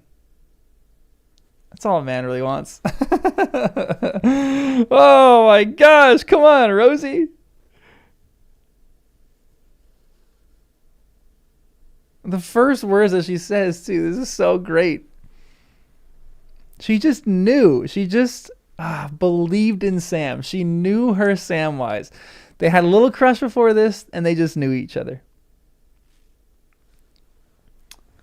You haven't hurried, have you? Perhaps not, said Sam abashed, but I'm hurrying now. We're setting about the ruffians, and I've got to get back to Mr. Frodo, but I thought I'd have a look and see how Mrs. Cotton was keeping. And you, Rosie. We're keeping nicely, thank you, said Mrs. Cotton. Or it should be, if it weren't for all these thieving ruffians. Well, be off with you, said Rosie. If you've been looking after Mr. Frodo all this while, what do you want to leave him for? As soon as things look dangerous.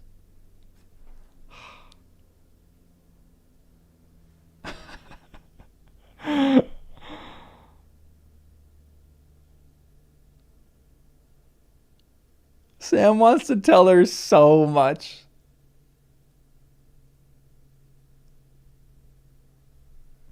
This was too much for Sam.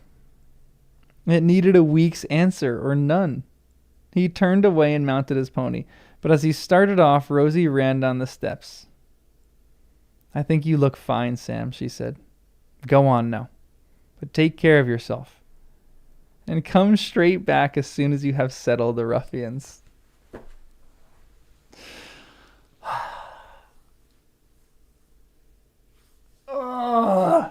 This is how to write a perfect underwritten love scene. Gosh, this is just so good. There's a few essays in this right there.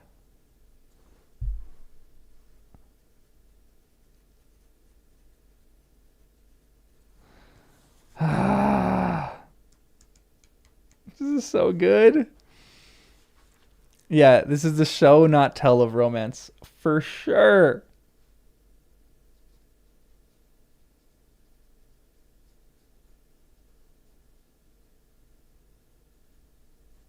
There's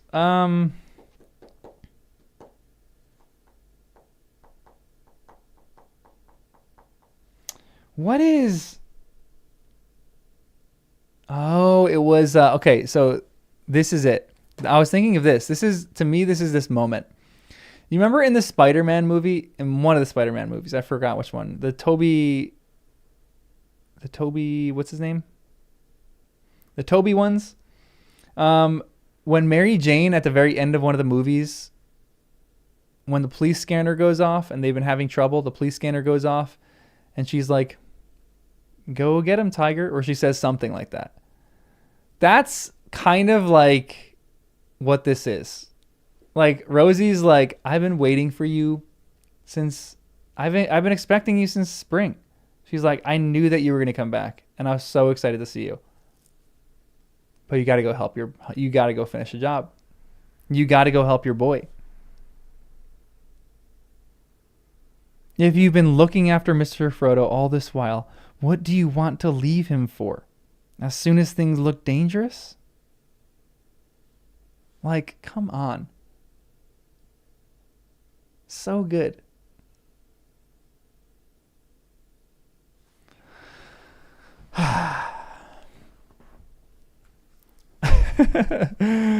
Yeah, Rosie's just sitting there expectantly waiting for Sam is just the best.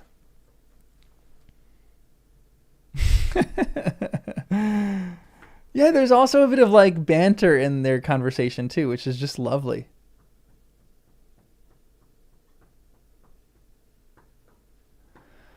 Ah, man. All right, let's keep reading. This is just phenomenal. What a good little meeting again. When Sam got back, he found the whole village roused.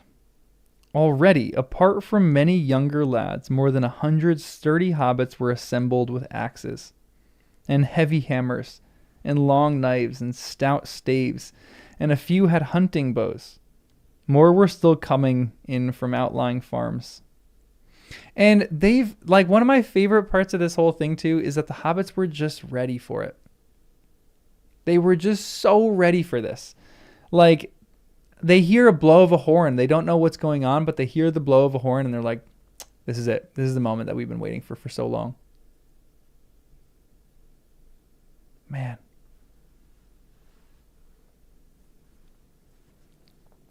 Some of the village folk had lit a large fire just to enliven things. And also because it was one of the things forbidden by the chief. Huh. It burned bright as night came on. Others, at Mary's order, were setting up barriers across the road at each end of the village. When the sheriffs came up to the lower one, they were dumbfounded. But as soon as they saw how things were, most of them took off their feathers and joined in the revolt. The others slunk away. Sam found Frodo and his friends by the fire, talking to old Tom Cotton, while an admiring crowd of Bywater folk stood round and stared. Okay,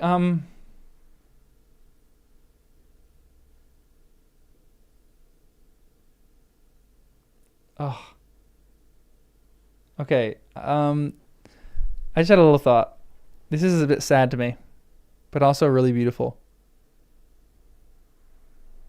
Sam, his whole life, has been a protector. He needs to protect. That is his like life's mission. He's a gardener, he's a healer, he's a grower. He's a companion and a protector. I feel like that's one of the first things that he has.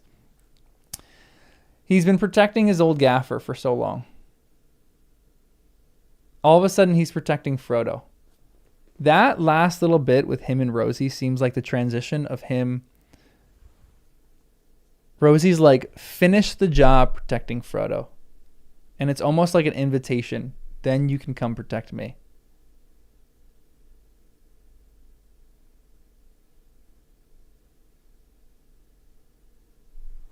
He's a grower, not a shower. Yost, we'll see you later. Thanks for joining.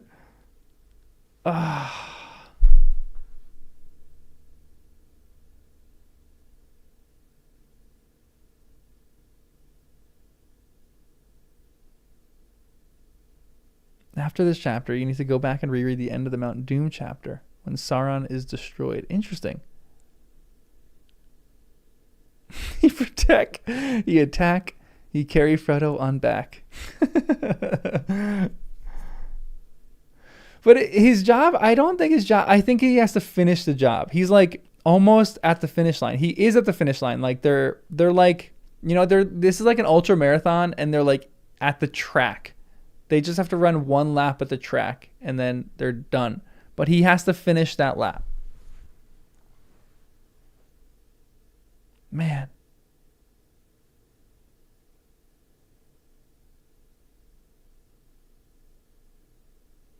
So interesting. All right, let's keep reading. Well, what's the next move? Said Farmer Khan. I can't stay, said Frodo, until I know more. Or I can't say, said Frodo, until I know more. How many of these ruffians are there? It's hard to tell, said Khan. They move about and comes and goes. They moves about and comes and goes. There are sometimes 50 of them in their sheds up Hobbiton way. But they go out from there roving round, thieving or gathering as they call it. Still, there's seldom less than a score round the boss, as they names him. He's at Bag End, or was. But he don't go outside the grounds now. No one's seen him at all. In fact, for a week or two. But the men don't let no one go near. Hobbiton's not their only place, is it? Said Pippin. No, more's the pity, said Con. There's a good few down in South and Longbottom, and by Sarn Ford. Longbottom. I'm guessing that's South Farthing. Longbottom, Tuckborough, Tookbank, Weymouth to Longbottom. Longbottom is way in the south. Wow. There's just a road on the map that points to Longbottom. Huh. Is Longbottom is in the Shire though, correct?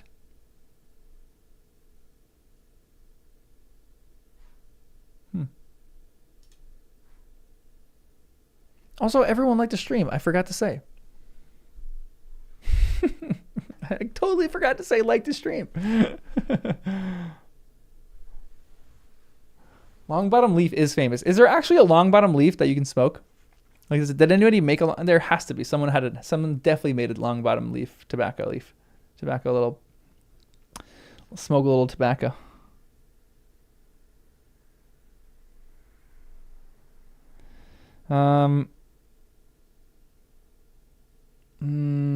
There's a good few down in South Longbottom, and by Sarn Ford, I hear, and some more lurking in the woody end.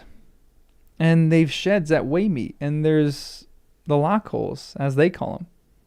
The old storage tunnels at Michael Delving's that they've made into prisons for those that stand up to them.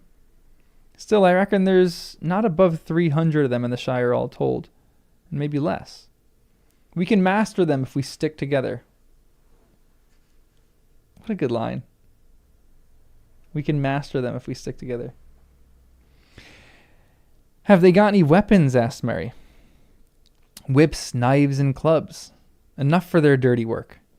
That's all they've showed so far, said Khan. But I dare say they've got other gear. If it comes to fighting. Some have bows anyway. They've shot one or two of our folk. There you are, Frodo, said Mary. I knew we should have to fight.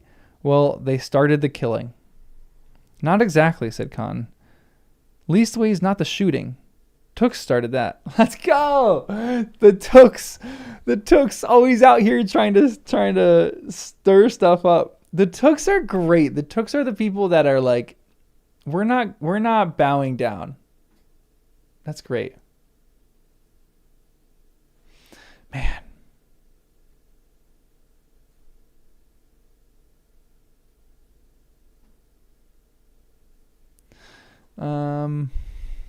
Yeah, Pippin's dad, like, yeah, that's what I'm talking about. Tooklanders, let's go.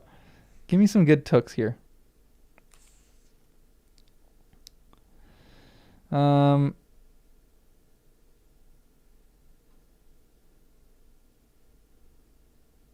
am I? Michael, $10. The country squire in Jackson, Mississippi. But they had to rename the Middle Earth Tobaccos because of the orcs at Warner Brothers threatening them and ruining our fun. No, come on. So Longbottom Leaf is the country squire. That's the tobacco. Or they had to rename Middle Earth Tobacco. Freaking orcs at Warner Brothers. Come on, that's so annoying. It's all for money. Like, let us enjoy life and have fun, you know? So stupid. Freaking hate them. Wait, Longbottom is kind of like Brie. What do you mean? Oh, it's like right on the edge, maybe? Okay, let me find out where I am. I forgot my... Took started it. You see, your dad, Mr. Pergrin, he's never had no truck with this law, though. Not from the beginning. Said that if anyone was going to play chief at this time of day, it would be the right Thane of the Shire. And no upstart. Thane? Thane of the Shire?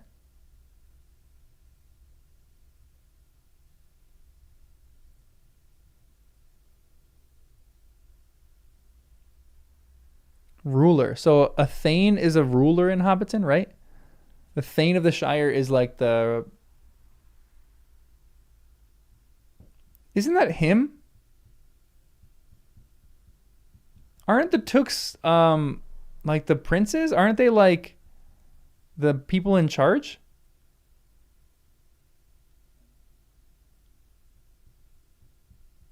It's Paladin Took. So they're defending their family claim. This is Game of Thrones, but in the Shire. If anybody says that Game of Thrones is more realistic than The Hobbit or than The Lord of the Rings, they just got to read this chapter.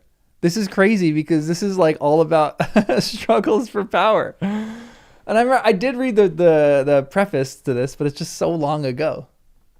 Thane is a hereditary middle... Not all Tooks, just the Thane. Thane is a largely honorary title. Okay. I know. And at the end of this, we're gonna have to reread the prologue. Huh.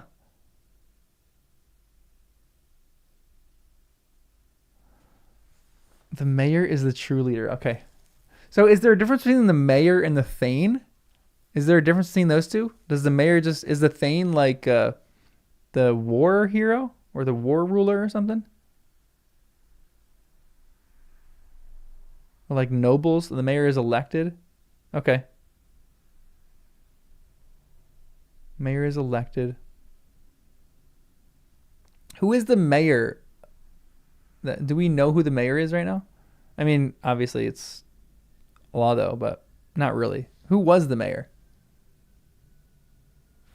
Thane Balgruff of Whiterun. Thane is the head of House Took. Interesting. Oh, Will Whitfoot. Okay, interesting.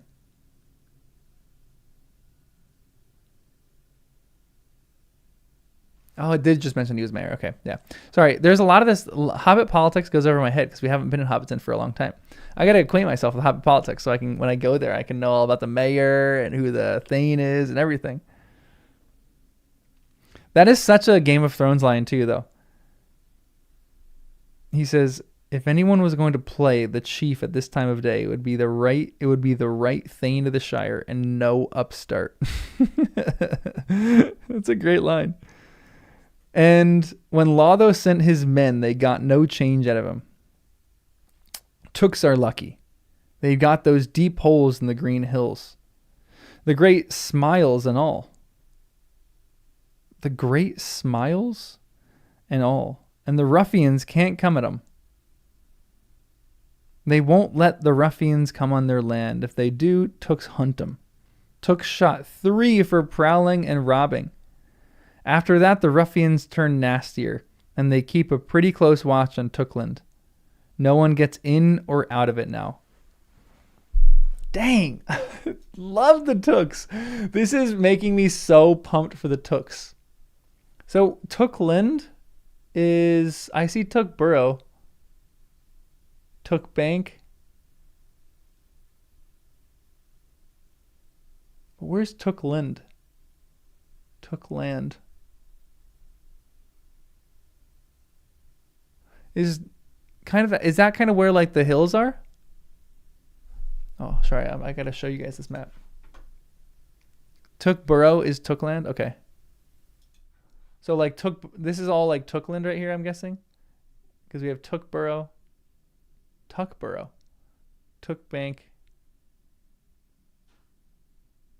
So I'm guessing it's like this is it in the hills.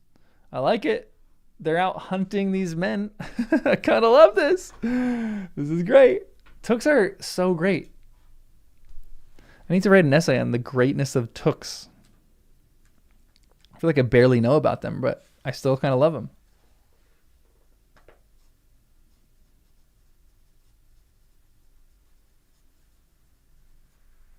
Hold on, I gotta turn my light on. It's getting a little dark. There we go. Now we got a nice orange light. My camera needs to white balance out. Give it a second. All right, let's keep reading. And they keep a pretty close watch on Tookland. No one gets in or out of it now. Good for the Tooks, cried Pippin. But someone is going to get in now. Or someone is going to get in again now. I'm off to the Smiles. Anyone coming with me to Tuckborough? Pippin rode off with half a dozen lads on ponies. See you soon, he cried. It's only 14 miles or so over the fields. I'll bring you back an army of Tooks in the morning. Let's go. Oh, okay. I asked a question before about who would be the greatest warriors in Middle Earth. Honestly, an army of Tooks might take the cake for me. I see people yelling spoilers, so I'm not going to read any of the comments.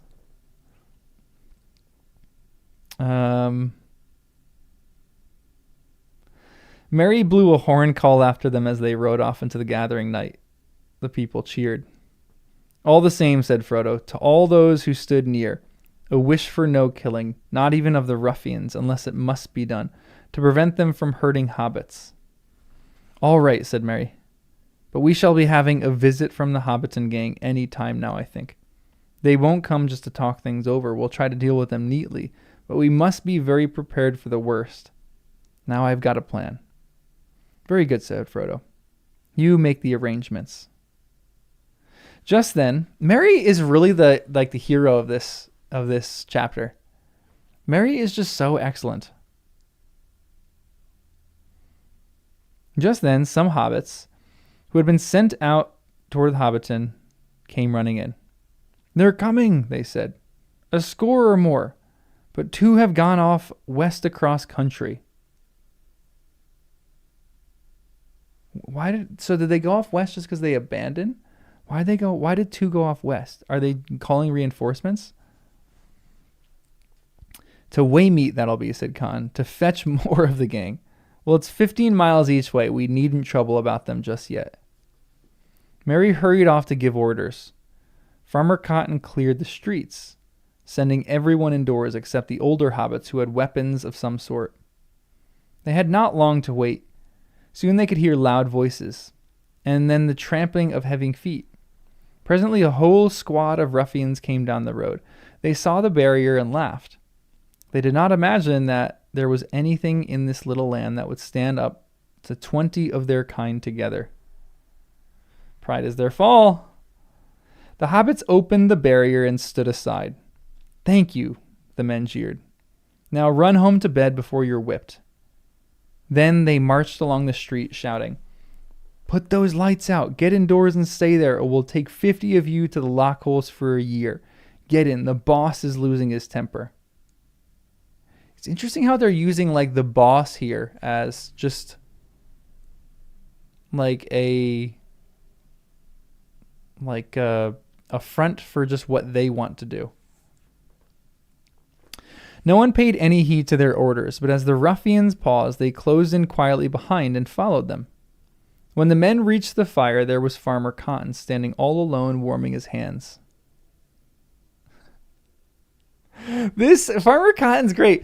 I keep thinking about this a little bit in like he's like the Aragorn of Hobbiton right now. You know the scene in the movies when Aragorn is like warming his hands by the fire in Helm's Deep, or he's sitting on the stairs and the other people are warming their hands by the fire. This is like Farmer Maggot right now. He's warming his hands by the fire, getting those fingers ready to just kill some. I don't know if they're gonna kill. I actually don't know about that.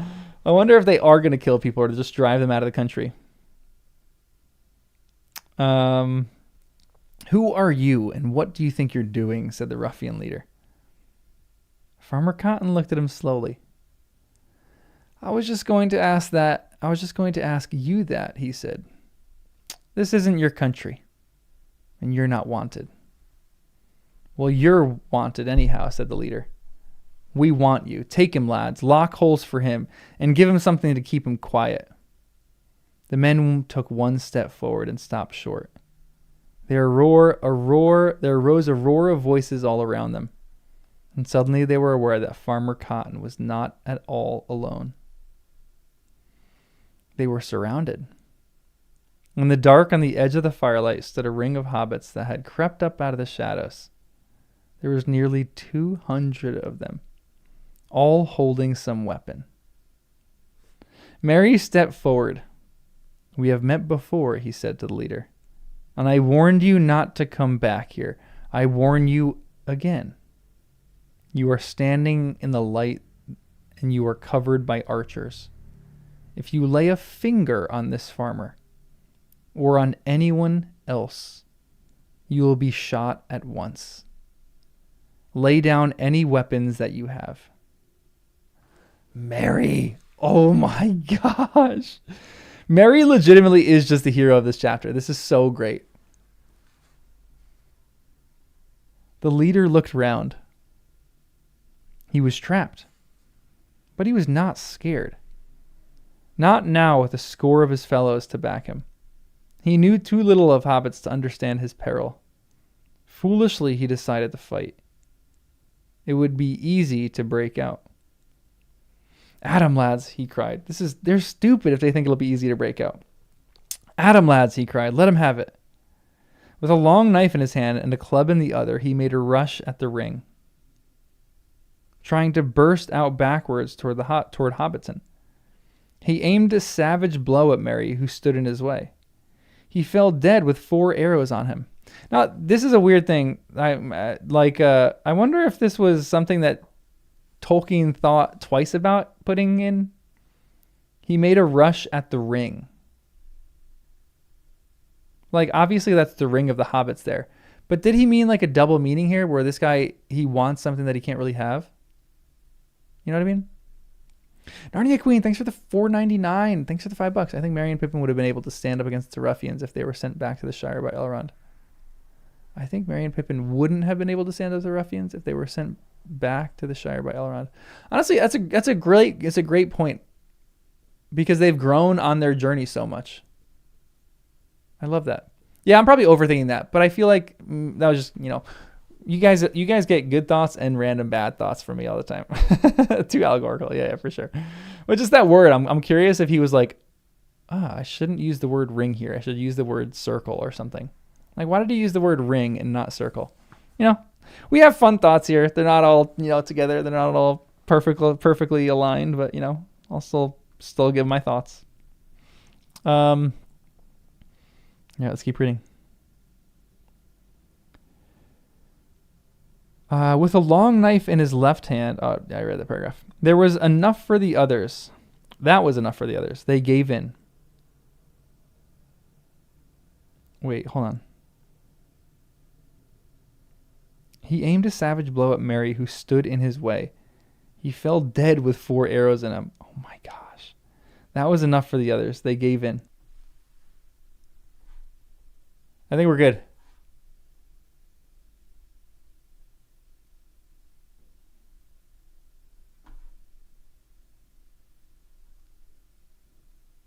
We're back. Sorry, guys. What happened? It didn't even say I dropped any frames or anything like that. I think that was a YouTube problem. Everyone just hit refresh. Refresh that. We're back. Laggy Bulger. Did it just freeze up? Okay, we're good. We're good. Phew. I got nervous. Imagine if we had to stop this here. That would be awful. Also, everyone like the stream now that you're back. Welcome back. Phew.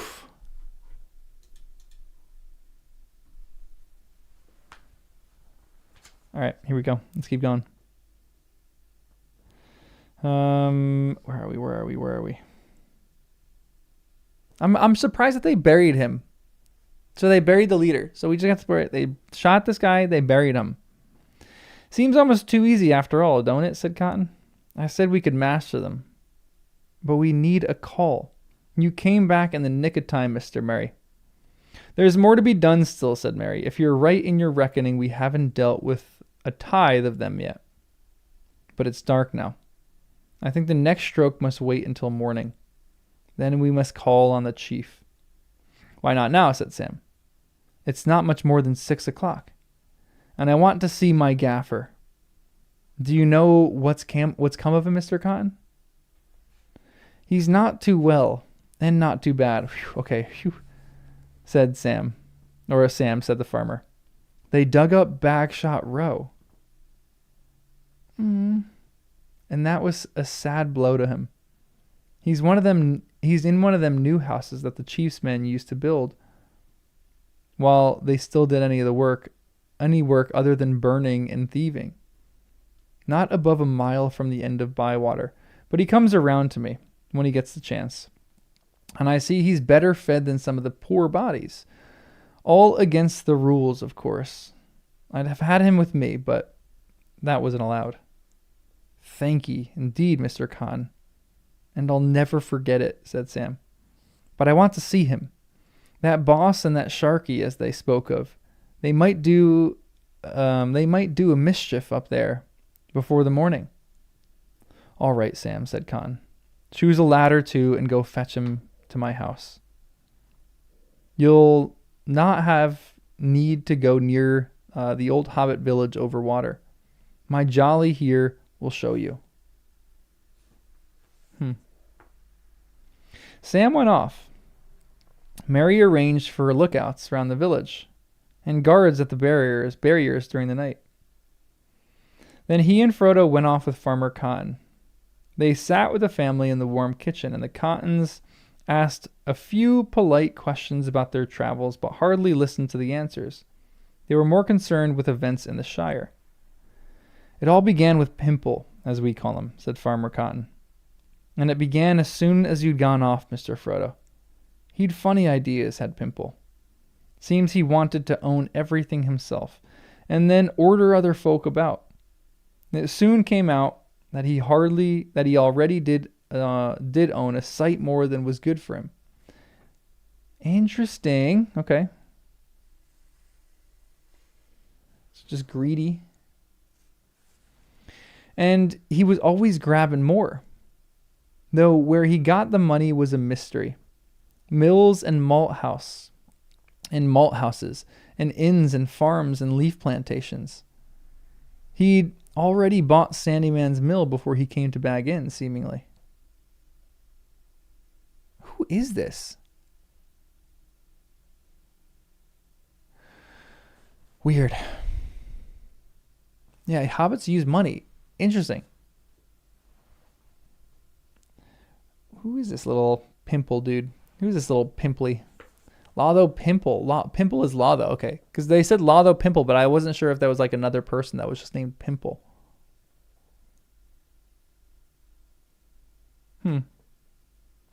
Of course, he started with a lot of property in the South Farthing, which he had from his dad. And it seems he'd been selling a lot of the best leaf and sending it away quietly for a year or two. But at the end of last year, he began sending away loads of stuff, not only leaf.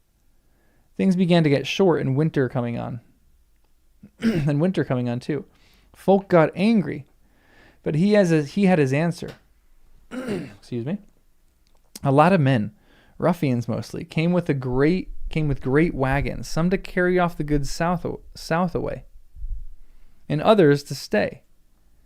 And more came, and before we knew where we were, they were planted here. They were planted here and there over all the Shire. and were felling trees and digging and building themselves sheds and houses just as they liked. At first, goods and damage was paid for by Pimple, but soon they began lording it around and taking what they wanted. Then there was a bit of trouble, but not enough. Old Will the mayor set off for Bag End to protest, but he never got there.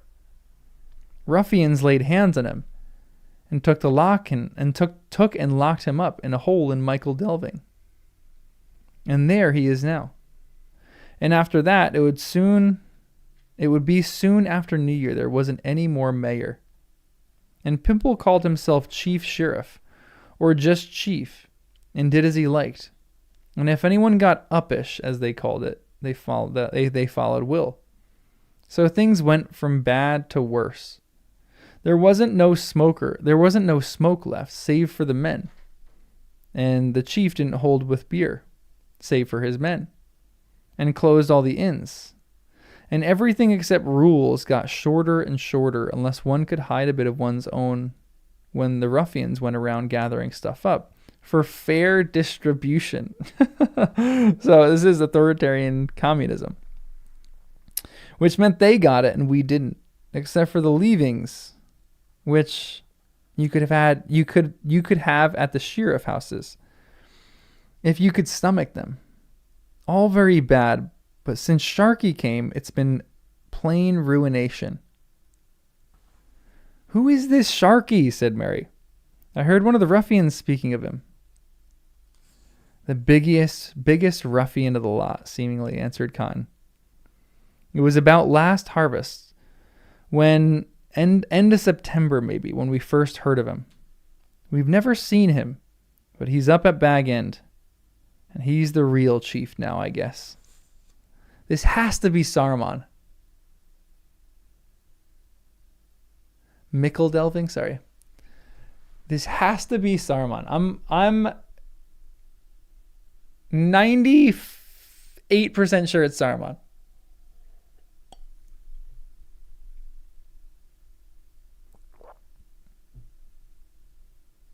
Just after New Year. So the Fellowship was marching south from Rivendell. Crazy. Or a big orc, yeah. Could be a Sharky, could be a big orc. It's Darnell. No! Eowyn comes all the way. Friends to do what he says. And what he says is mostly hack, burn, and ruin. And now it's come to killing. There's no longer even any bad sense in it. They cut down trees and let them lie. They burn houses and build no more. Take Sandyman's Mill now. Pimple knocked it down almost as soon as he came to Bag End. Then he brought in a lot of dirty-looking men to build a bigger one and fill it full of wheels and outlandish contraptions. Only that fool Ted was pleased by that. And he works there cleaning wheels for the men, where his dad was the miller and his own master. Pimple's idea was to grind more and faster, or so he said. He's got other mills like it, but you've got to have grist before you can grind. And there was no more for the new mill to do than for the old. But since Sharky came, they don't grind no more corn at all. There's always a hammering and a letting out, a smoke and a stench. And there isn't no peace even at night in Hobbiton. So this is really like industrialism, where like factories and like places just run nonstop. That there's no rest. And Hobbiton, if Hobbiton is nothing else, Hobbiton is just a place of rest. Like that is, if there's any place in Middle Earth that is just a place of rest, it is Hobbiton. I mean Rivendell probably, but Hobbiton.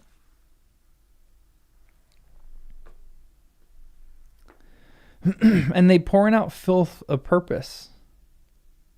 They fouled all the lower water, and it's getting down into brandy wine. If they want to make it, If they want to make the Shire into a desert, they're going the right way about it. I don't believe that fool of a Pimple is behind all this. It's Sharky, I say. That's right. Put in young Tom. Why, even they took Pimple's old ma, that Lobelia. He was fond of her, if no one else. Some of the Hobbiton folk, they saw it. She comes down the lane with her old umbrella. Some of the ruffians were going up with a big cart. Where be you a-going? Says she. To Bag End, says they. What for? Says she. To put up some sheds for Sharky, says they. Who said you could? Says she. Sharky, they says. So get out of the road, old haggling. I'll give you Sharky, you dirty thieving ruffians, says she, and ups the umbrella and goes for the ladder, and goes for the leader, near twice her size. So they took her, dragged her off to the lockholes, at her age too. They took others we miss more, but there's no denying she showed more spirit than most.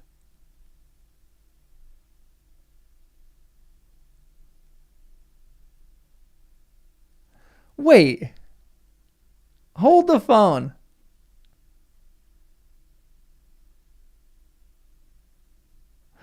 Lobelia Sackville Baggins is actually incredible? Hold on. What?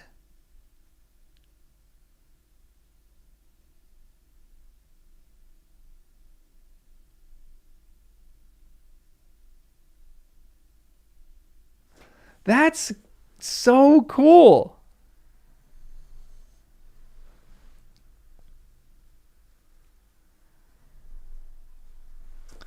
That is, I did not expect that. If there was one thing that I did not expect, it was Lobelia Sackville Baggins standing up to these people and going to prison for it. Yeah, they took others we miss more is for sure savage. But it's still like kind of a kind line for her. Like, she's doing all this great stuff, and then all of a sudden they're like, we don't miss her that much because we still think that she's annoying, but she's still doing her job out there, which is great. Lobelia just needed a real nemesis. Legitimately, honestly. Man, hold on. I'm going to mute my mic real quick just so I can clear my throat. All right, we're good. Sorry. No, I need some water. I really, really kind of hope Maggot comes back in this now. I would really love to see Farmer Maggot.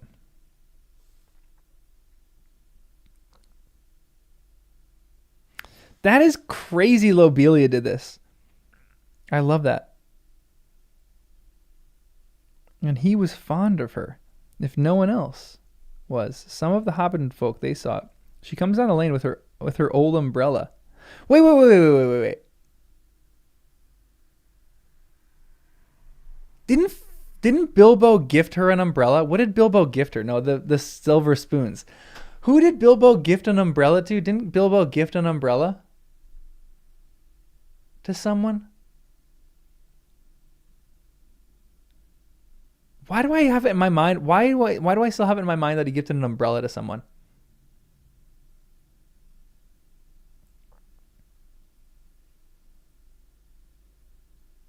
Farmer Maggot lives 50 miles away.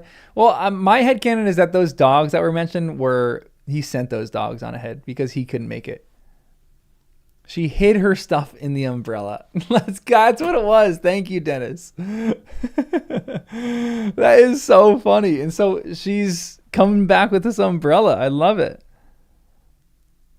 Wow.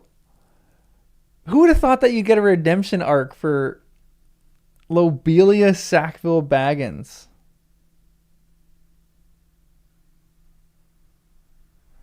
Where you be a going? She says. You could see like she's like just has her little umbrella. She's threatening him with it.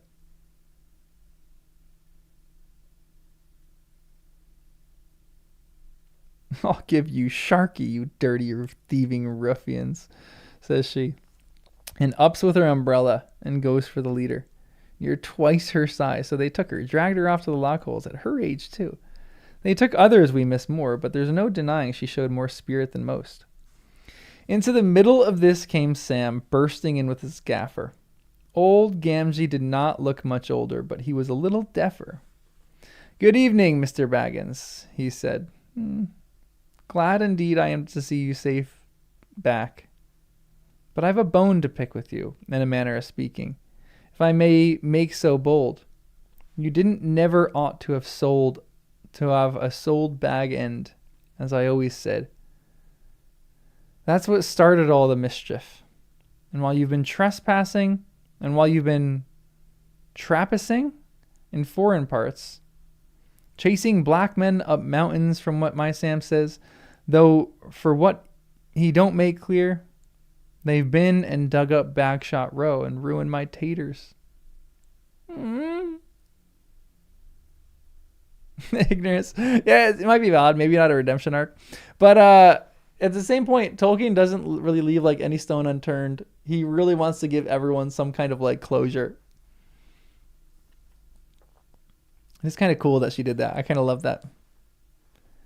I am very sorry, Mr. Gamgee, said Frodo, but I've now come back. I'll do my best to make amends. Well, you can't say fairer than that, said the gaffer. Mr. Frodo Baggins is a real gentle hobbit, I always have said. Whatever makes you think of some others of his name, begging your pardon. And I hope my Sans behaved hisself and given satisfaction. Perfect satisfaction, Mr. Gamgee, said Frodo. Indeed, if you will believe it, he's now one of the most famous people in all the land. And they are making songs about his deeds from here to the sea and beyond the great river.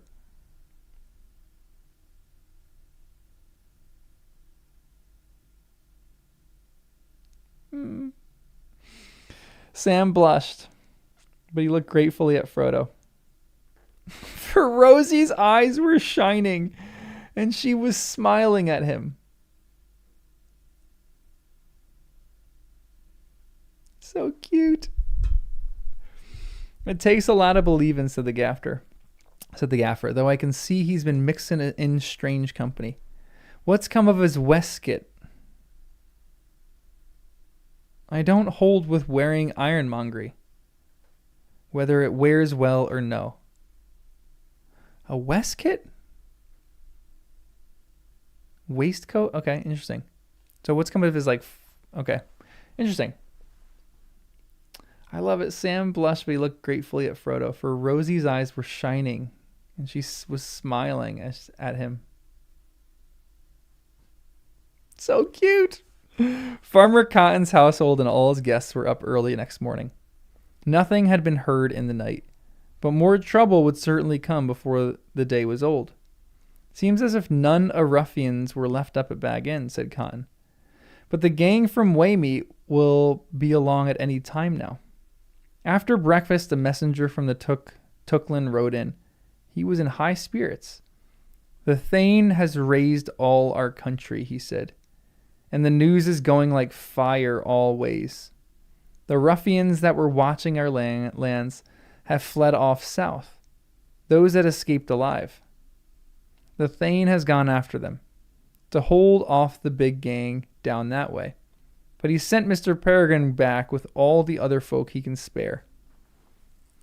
Now, this is kind of cool too, because I like that. I like that there's a fire. There's like fire spreading, but you can't stop the fire of Hobbit passion. Like they know this is the time. I like this. The next news was less good. Mary, who had been out all night, came riding in about 10 o'clock. There's a big band about 4 miles away, he said. They're coming along the road from Waymeet. Excuse me, my throat is just something stuck down there. But a good many stray ruffians have joined up with them. There must be close on 100 of them, and they're fire-raising as they come. Curse them. This lot won't stay to talk. They'll kill if they can, said Farmer Cotton. If Tooks don't come sooner, we'd best get behind cover and shoot without argument. There's got to be some fighting before this is all settled, Mr. Frodo. The Tooks did come sooner. Before long they marched in 100 strong from Tuckborough, and the Green Hills with Pippin at their head. Merry now had enough sturdy hobbits to deal with the ruffians. Scouts reported that they were keeping close together. They knew that the countryside had risen against them, and plainly meant to deal with the rebellion ruthlessly. At its center in Bywater. But however grim they might be, they seemed to have no leader among them who understood warfare. They came on without any precautions. Merry laid his plans quickly. Interesting. This is great. I love this. Merry is like now a soldier who understands battle plans and the importance of battle plans. All these hobbits. This is really like Merry's chapter. Merry is Merry going to become the mayor? Or Merry's going to become like the war hero of Hobbiton right now? There's going to be songs made about Merry. Merry half slays the Witch King and then saves the Shire. Man, love this. The ruffians came trampling along the east road, and without halting turned up the Bywater road, which ran for some way, sloping up between high banks with low hedges on top. Round a bend, about a furlong from the main road, they met a stout barrier of old farm carts upturned. They halted them.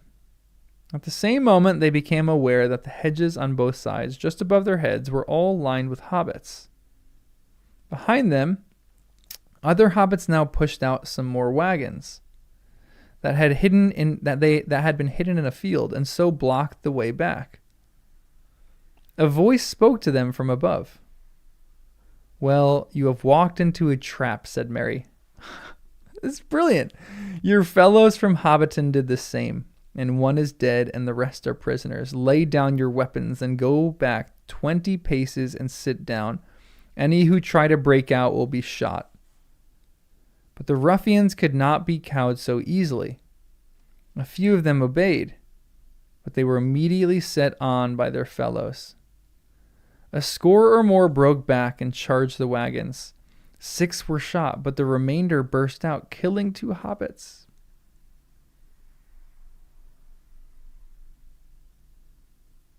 No. And then scattering across country in the direction of the woody end. 2 more fell as they ran. Merry blew a loud horn call, and they were answering calls from a distance. "They won't get far," said Pippin. "All that country is alive with our hunters now." Aww. Give me some F's in the chat for those 2 hobbits. May they be remembered forever. Behind the trap, men in the lanes, still about 80, tried to climb the barrier in the banks, and the hobbits were obliged to shoot many of them or hew them with axes. Oh my gosh. Yeah, lowercase because they're small. Exactly. Lowercase F's. It's sad that 2 of them died. I don't like that. I hope that we were going to get out of this with no casualties, but...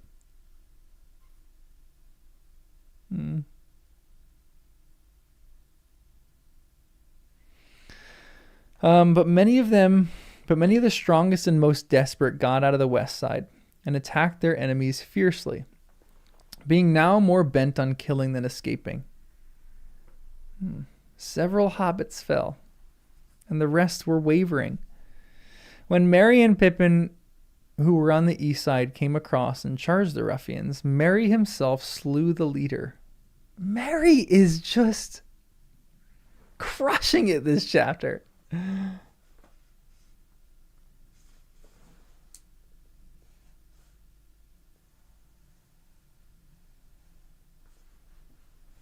A great squint-eyed brute like a huge orc. Then he drew his forces off, encircling the last remnant of the men in a wide ring of archers.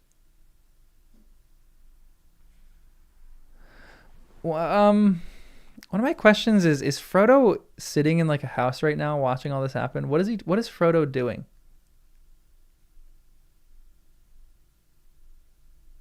Also, was that actually an orc? Okay, so that's a read and find out moment.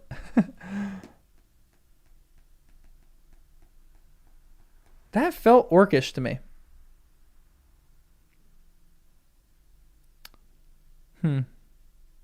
Because weren't the men in Bree that were like that? These are half of the men in Bree. They were half Isengarders. But Bill Ferny's crew was like half orcs, right? They were like weird. Like they weren't like normal men. Maybe they were like normal men. I feel like they were a little stranger, like a little bit more grotesque. Just look like it? Okay. Interesting. Only the strangers in Bree. Interesting. All right. Yeah, everyone liked the stream. I forgot to mention. How did I forget to mention to like the stream? Saruman was into some eugenics, honestly, legitimately. Man. All right, let's keep reading. At last all was over. Nearly 70 of the ruffians lay dead on the field, and a dozen were prisoners. 19 hobbits were killed, but only 19 versus their 70, and some 30 were wounded. The dead ruffians were laden on wagons and hauled off to an old sand pit nearby, and there buried. In the battle pit, as it was afterward called. The fallen hobbits were laid together in a grave on the hillside, where latter a great stone was set up with a garden about it. So ended the Battle of Bywater, 1419, the last battle fought in the Shire, and the only battle since the Greenfields in 1147, away up in the North Farthing. I want to know what happens in that Greenfields battle now. What caused the battle in 1147? In consequence, though, it happily cost very few lives. It has a chapter to itself in the Red Book. Oh, no way. Oh, this is the chapter, I'm guessing. And the names of all those who took part were made into a roll and learned by heart by Shire historians. The very considerable rise in fame and fortune of the Cottons date from this time. But at the top of the roll, in all accounts, stand the names of Captains Meriadoc and Peregrine. Everyone raise your glasses and remember those 19 hobbits. Kind of cool that the Cottons become big names in this section. I kind of like that. Oh, Frodo had been in the battle, but he had not drawn sword. And his chief part had been to prevent the hobbits in their wrath at their losses from slaying those of their enemies who threw down their weapons. That's a fascinating line.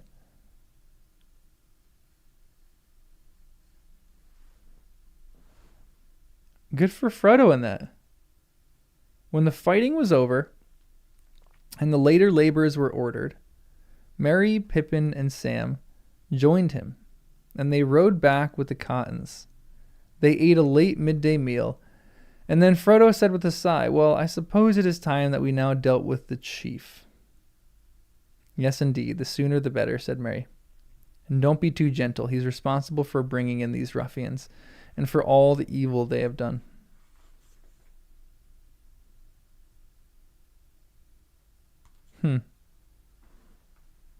How old is Lotho again? How old are the Sackville Bagginses, and how old is Lotho? Like, I'm guessing Lotho would probably be like, yeah, first lunch. I totally missed that. That's actually a great line. Like, I think, isn't Lobelia like, Lotho's Frodo's age? Yeah, I was going to guess Lobelia and Otto. Otto's dead, right? Lobelia like around 100. Lotho like 50, 60. Okay. Man. Farmer Cotton collected an escort of some 24 sturdy hobbits. "For it is only a guess that there is no ruffians left at Bag End," he said. "We don't know." Then they set out on foot. Frodo, Sam, Merry, and Pippin led the way. I love that. Farmer Cotton, a war hero over here. It was one of the saddest hours in their lives.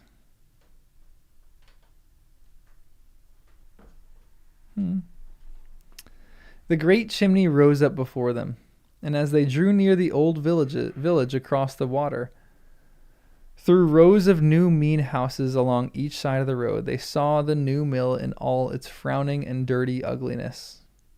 A great brick building straddling the stream, which it fouled with a steaming and stinking outflow. All along Bywater Road, every tree had been felled. What are they making there? Has it become an armory? Like, what is going on in this mill? Oh, it was just like the making of food, right? So was this feeding the armies of Saruman?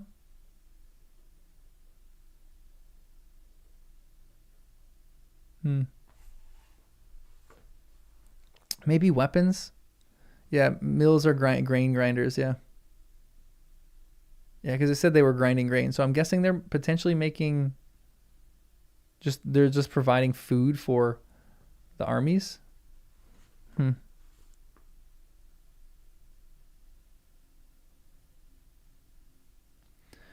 All along the Bywater, every tree had been felled. That is so sad. As they crossed the bridge and looked up the hill, they gasped. Even Sam's vision in the mirror had not prepared him for what they saw.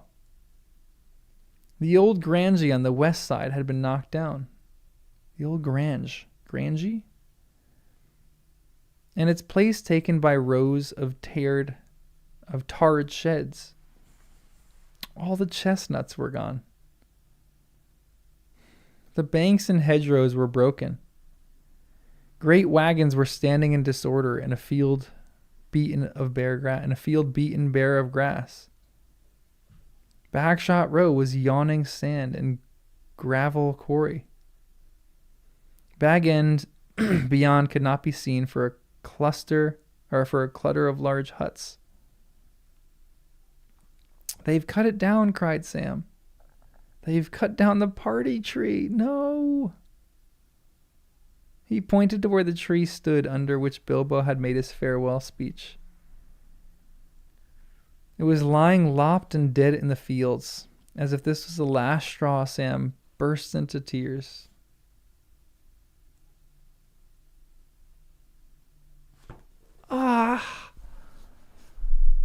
This is even sadder to me because, like, for hobbits, trees almost seem like memorials, kind of. Like, this is the party tree. Like, in my town, we don't have a tree that's like, the party tree. There's like a big willow in my town that's really beautiful that I love to sit under. That's part of this little walkway that I live near. And everyone kind of loves that tree because it's a beautiful willow. But it's like, these are almost like monuments for hobbits. It's like their history is kind of like ripped down. Which is so sad.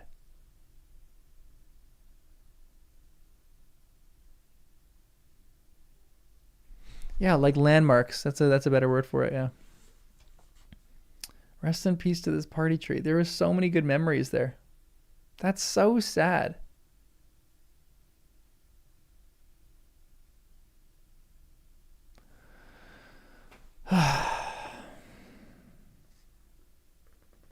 This is such an interesting end. Like, I know the destruction of the ring was really the end of it, but like this is also almost the culmination of the story. Like the rising tension here all is here. When you go home and you find home isn't the same. And that like the things that you went, like the place, this is so sad because literally the place that Frodo is going out to save has been destroyed because of this. Man. This is awful. A laugh put an end to them. There was a surly hobbit lounging over the low walls of the mill yard. He was grimy faced and black-handed. Don't you like it, Sam? He sneered. But you always was soft. I thought you'd gone off in one of them ships you used to prattle about. Sailing. What do you want to come back for? We've work to do in the Shire now. So I see, said Sam. No time for washing, but time for wall propping. But see here, Master Sandyman. Oh, I've a score to pay in this village. And don't you make it any longer with your jeering, or you'll foot a bill too big for your purse. Ted Sandyman spat over the wall. Garn, he said. You can't touch me. I'm a friend of the boss's. But he'll touch you all right if you have any more of your mouth. Don't waste any more words on the fool, Sam, said Frodo. I hope there's not many more hobbits that have become like this. It would have been a worse trouble than all the damage the men have done. You are dirty and insolent, Sandyman, said Merry. And also very much out of your reckoning. We are just going up to the hill to remove your precious boss. We have dealt with his men. Interesting.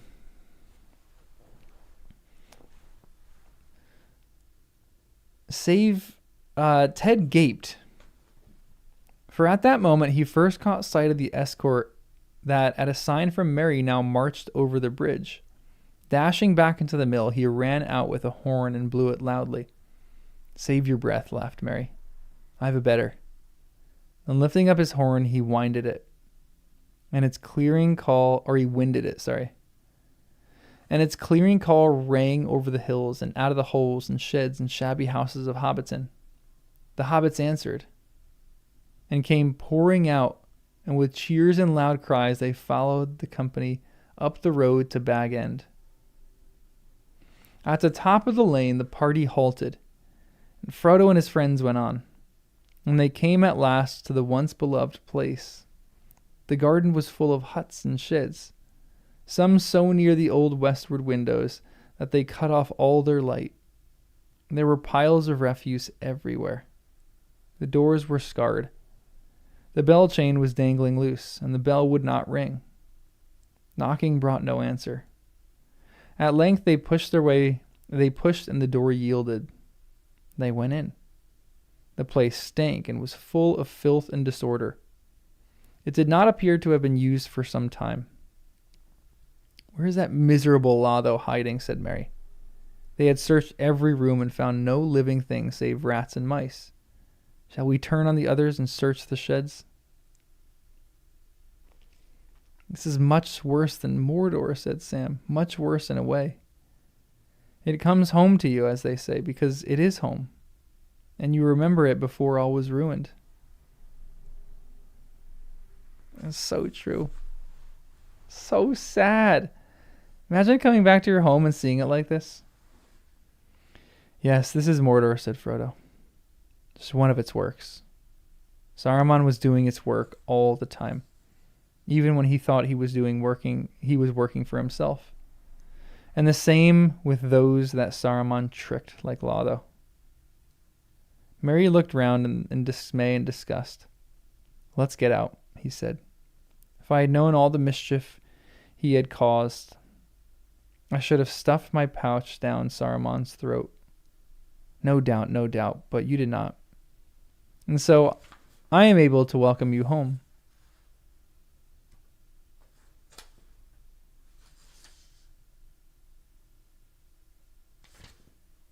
There, standing at the door, was Saruman himself. Sharky? What?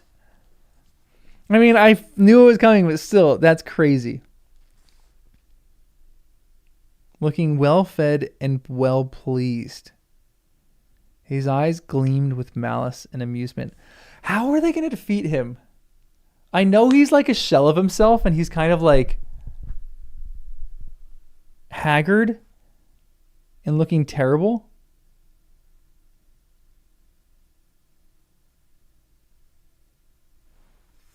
they going to defeat him? He has his voice. His eyes gleamed with malice and amusement. A sudden light broke on Frodo. Sharky, he cried. Saruman laughed. So you have heard the name, have you? All of my people used to call me that in Isengard, I believe. A sign of affection, possibly. There's a note that says it was probably Orcish in origin, Sharku, which meant old man. Interesting.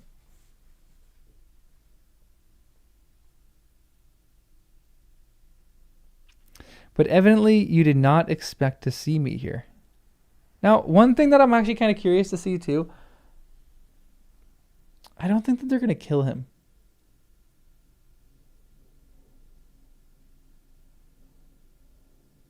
That doesn't seem like a Tolkien way of doing things.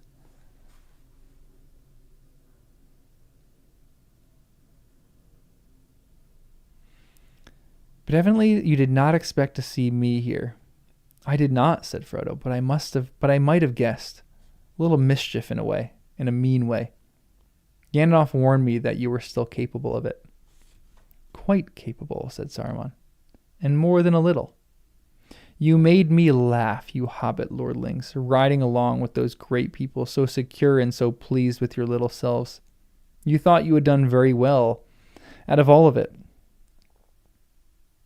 You thought you had done well out of it all, and could now just amble back and have a nice quiet time in the country. Saruman's home could not be all wrecked, and he could be turned out. But no one could touch yours. Oh no. Gandalf would look after your affairs. Whoa, interesting. So he's doing this to spite. But this is stupid because Saruman did this to his own lands. I guess he's talking about how the lands were like, this is so dumb. Saruman is such a moron.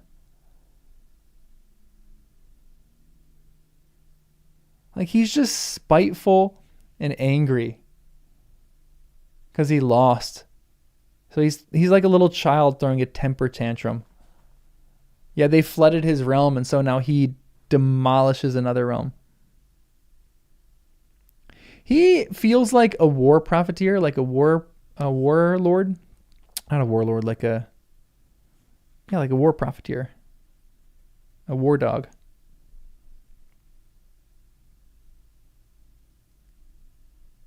Saruman laughed again. Not he. When his tools have done their task, he drops them, but you must go dangling after him, dawdling and talking, and riding round twice as far as you need.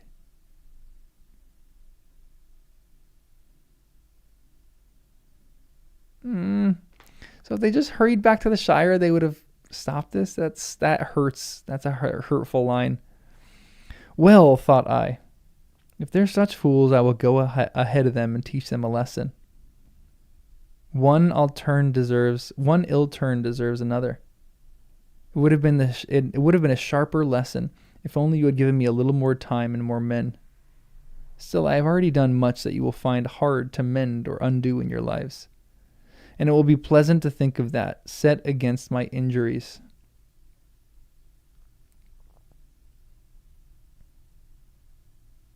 Well, if that is what you find pleasure in, said Frodo. Oh my... I just realized something.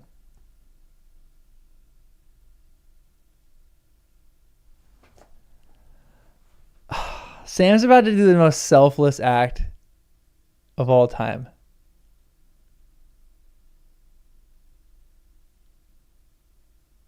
How far does that soil go?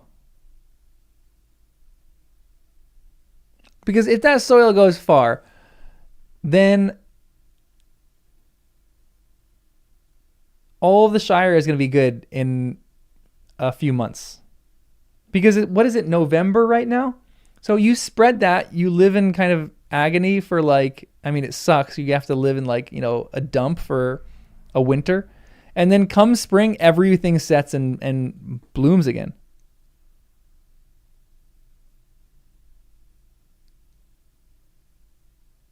Huh. Okay, let's keep reading. We gotta finish this chapter. This is so good, guys. This is so good.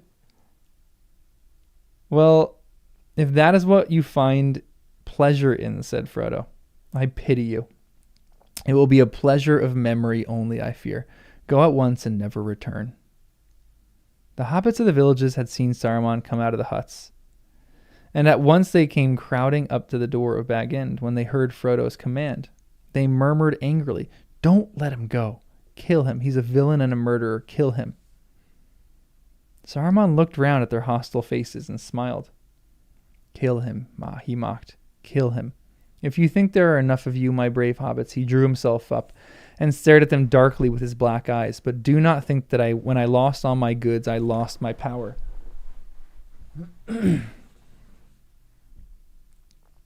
Whoever strikes me shall be accursed, and if my blood stains the Shire, it shall wither and never again be healed."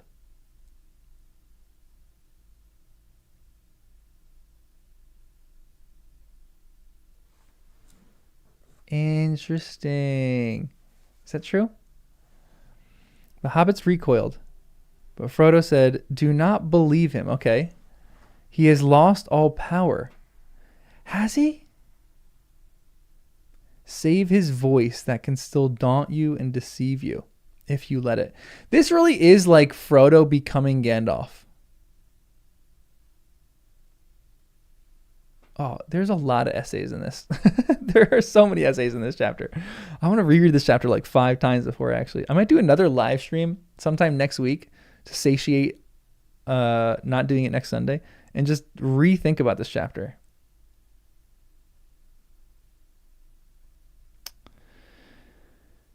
"He has lost all his power save his voice that can still daunt you and deceive you if you let it.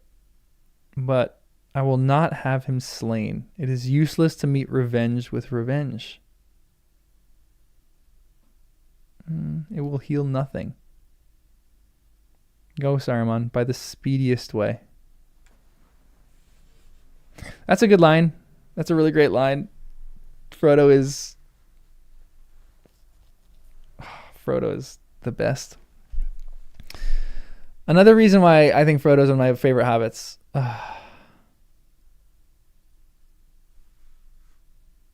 And the little diss there, "Go by the speediest of ways." Get out of here as fast as you can. Go by the speediest of ways. I'm going to start saying that to people now they don't want to talk to. Just get out of here by the speediest of ways. "Worm, worm," Saruman called. And out of a nearby hut came Wormtongue, crawling almost like a dog. "To the road again, Worm," said Saruman.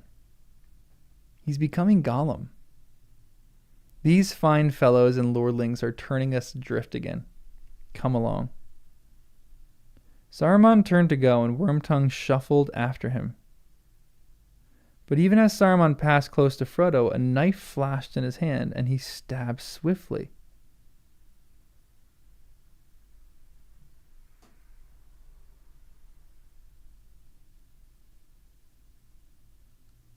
The blade turned on the mailcoat and snapped. A dozen hobbits, led by Sam, leaped forward with a cry and flung the villain into the ground. Sam drew his sword. "No, Sam," said Frodo. "Do not kill him even now, for he has not hurt me. And in any case, I do not wish him to be slain in this evil mood. He was great once, of a noble kind that we should not dare to raise our hands against. He is fallen, and his cure is beyond us. But I would still spare him, in hope that he may find it." This is... Oh my gosh.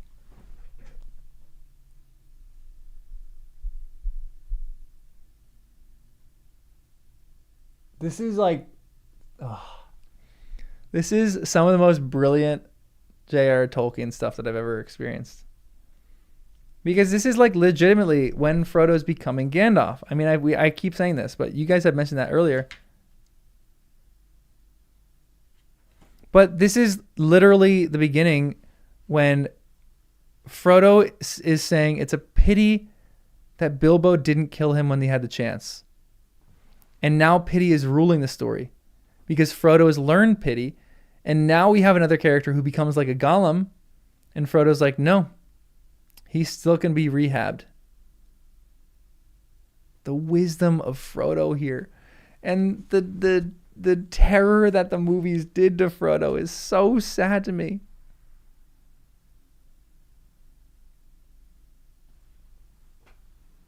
Pity stayed his hand for sure. Oh my gosh. Saruman rose to his feet and stared at Frodo. There was a strange look in his eyes of mingled wonder and respect and hatred.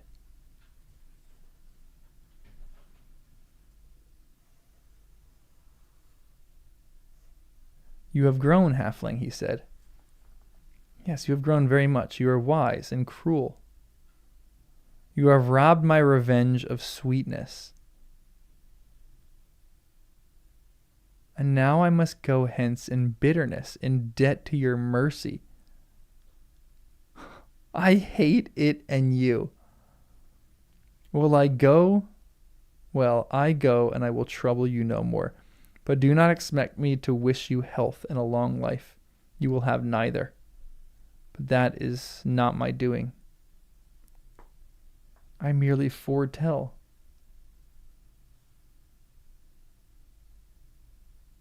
Huh?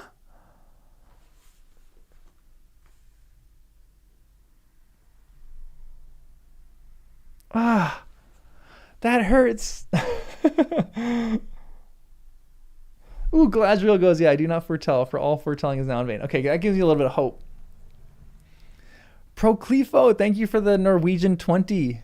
Frodo relates to Saruman when he gave into evil. Interesting.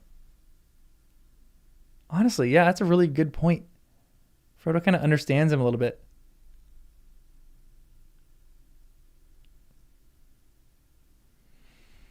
This is one of the most psychologically interesting paragraphs I think that Tolkien wrote. He's written a ton. There's so many good ones. But this one is just so good. And this speaks to like the whole point of this story, I feel like. It's just pity. All right, let's keep reading because I'm hooked. He walked away and the hobbits made a lane for him to pass, but their knuckles whitened as they gripped on their weapons. Wormtongue hesitated and then followed his master. Wormtongue, called Frodo. You need not follow him. I know of no evil you have done to me. You can have rest and food here for a while until you are stronger and can go your own ways.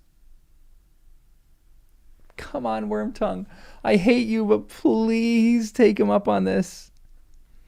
Wormtongue halted and looked back at him, half prepared to stay. Saruman turned. No evil, he cackled. Oh no. Even when he sneaks out at night, it is only to look at the stars. But did I hear someone ask where poor Lotho is hiding? You know, don't you, Worm? Will you tell them? Wormtongue cowered. Wormtongue cowered down and whimpered, No, no. Then I will, said Saruman. Wormtongue killed your chief. Poor little fellow. Nice little boss, didn't you, Worm? Stabbed him in his sleep, I believe. Buried him, I hope, though Worm has been very hungry lately. No, Worm is not really nice. You had better leave him to me. A look of wild hatred came into Wormtongue's red eyes. You told me to. You made me do it, he hissed. Saruman laughed. You do what Sharky says now. Or says, always. Don't you, Worm? Well, now he says follow. He kicked Wormtongue in the face as he groveled and turned and made off. But at that, something snapped. Suddenly, Wormtongue rose up, drawing a hidden knife. And then with a snarl like a dog, he sprang on Saruman's back, jerked his head back, cut his throat, and ran with a yell down ran with a yell, ran off down the lane before Frodo could recover or speak a word. 3 hobbit bows twanged and Wormtongue fell dead.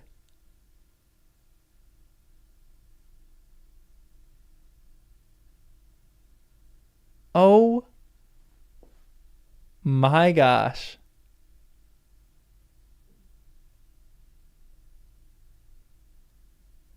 So Wormtongue ends up killing him in the end. Sorry, rest in peace, Sharky. Screw you, sucker, for destroying the Shire. Oh, crazy. Crazy. To the dismay of those that stood by, about the body of Saruman a grey mist gathered, and rising slowly to a great height like smoke from fire, as a pale shrouded figure it loomed over the hill. Wait. To the dismay of those who stood by, about the body of Saruman a grey mist gathered, and rising slowly to a great height like smoke from a fire, as a pale shrouded figure it loomed over the hill. This is his Sauron moment. For a moment it wavered, looking to the west. But out of the west came a cold wind, and it bent away with a slight dissolve, and with a sigh dissolved into nothing. Dang. Frodo looked down at the body with pity and horror. For as he looked, it seemed that long years of death were suddenly revealed in it. And it shrank. And the shriveled face became rags of skin upon a hideous skull, lifting up the skirt of the dirty oak that sprawled beside it. He covered it over and turned it away. And that's the end of that, said Sam. A nasty end. I wish I needn't have seen it, but it's a good riddance. And the very last end of the war, I hope, said Merry. I hope so, said Frodo and sighed. The very last stroke. But to think that it should fall here, at the very door of Bag End.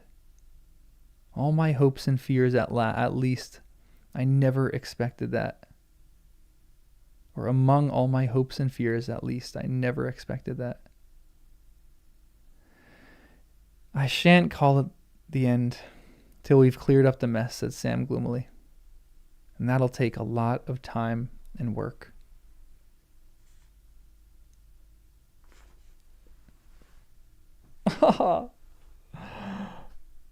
Whoa. How crazy would this scene have been in the movies? And honestly, they could have done it really interestingly and really well too, to be honest. I know that the 4th movie was like 4 hours, but just give me a 5th hour. I would have watched it. Could you imagine after all those moments where the scene closes and you think the movie is ending, all of a sudden, how cool would this have been to be such, how cool would this have been in a movie where you have all these closings and all these openings, and then all of a sudden you have this moment happen where they go back to the Shire and they find the Shire is destroyed and demolished, rather than the movies which say, oh, nothing's really changed at the Shire. That's there could not be two larger opposed endings for these stories than the movie versus the book now. The movie is about how you might come up with some nicks and bruises, but still home is always going to remain home. And in the book, it's more depressing, but way more realistic. Whoever says Tolkien isn't a realistic writer, you might win the war, but you're not going to come out of this whole. Ah, it is so much more impactful.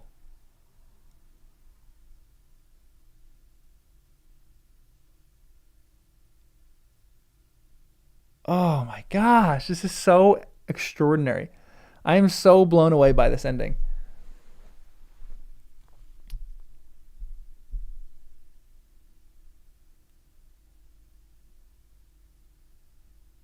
Man, this would be such a good chapter, or this would be such a good moment in the movie.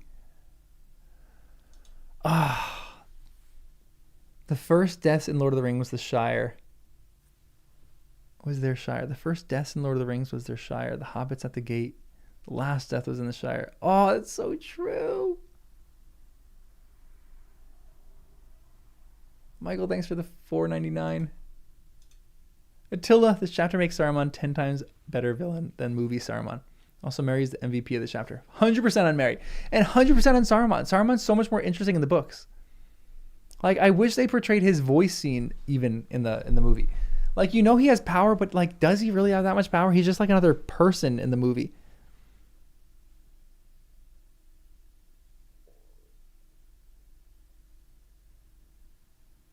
Oh, this was just devastating.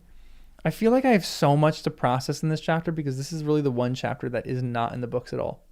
That is like so deep and so rich with things that are going on. Like there are other chapters in the book that aren't in the movie, like the Tom Bombadil thing, the Barrows. There's a few chapters that aren't in the movies, but this is just a different beast. This is a different animal. Because this completely changes the story. This like totally changes the story. And it's so interesting, that last line that he says about the like Bag End, like the story begins at Bag End.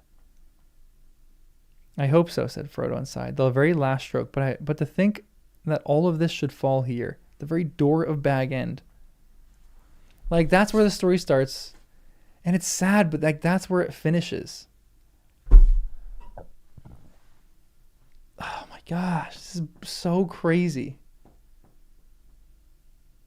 The hobbits in the movie never grow enough to actually be able to do this chapter justice. Honestly, that's a valid point. That's a really valid point. Nicholas, thanks for the $10 too. It's a great point. That's why we need this as a series.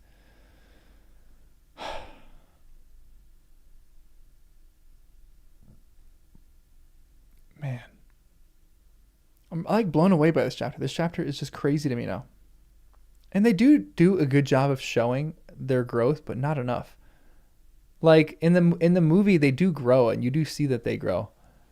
But in the books, they're just so different. Yeah, for sure. Jonathan, I cannot agree with you more. Firstly, because you have a great name.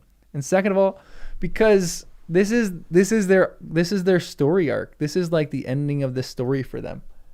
Like this is really where their story lies. For Merry especially. I have to go watch that BBC adaptation, Michael. Thanks for the $5 again. Your donos are incredible. I really want to go check that out. That's like one of those where after I do these books, maybe I'll watch like the Rankin and Bass and some of the BBC adaptation stuff, or listen to some of that. It's just so different. What? You all right? It's just our neighbors, Wes. Wes is laying down on the ground right now. He's ready. It's the radio. And zip DZ. Thank you for the 50 SEK. What's an SEK? There's a much stronger meaning in that cold wind from the west that blew Saruman away. Interesting. So is that Silmarillion stuff? Because it was interesting that in the north there's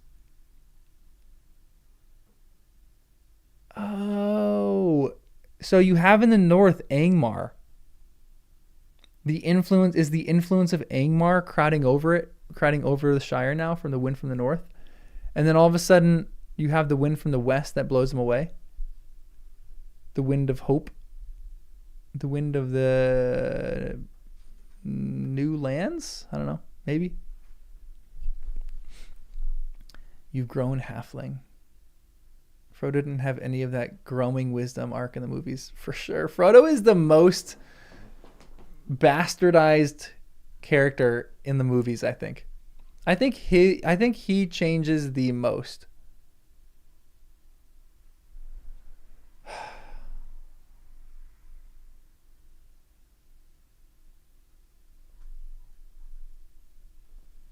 I think Faramir is one of the biggest changes too, but I still think Frodo is probably the biggest.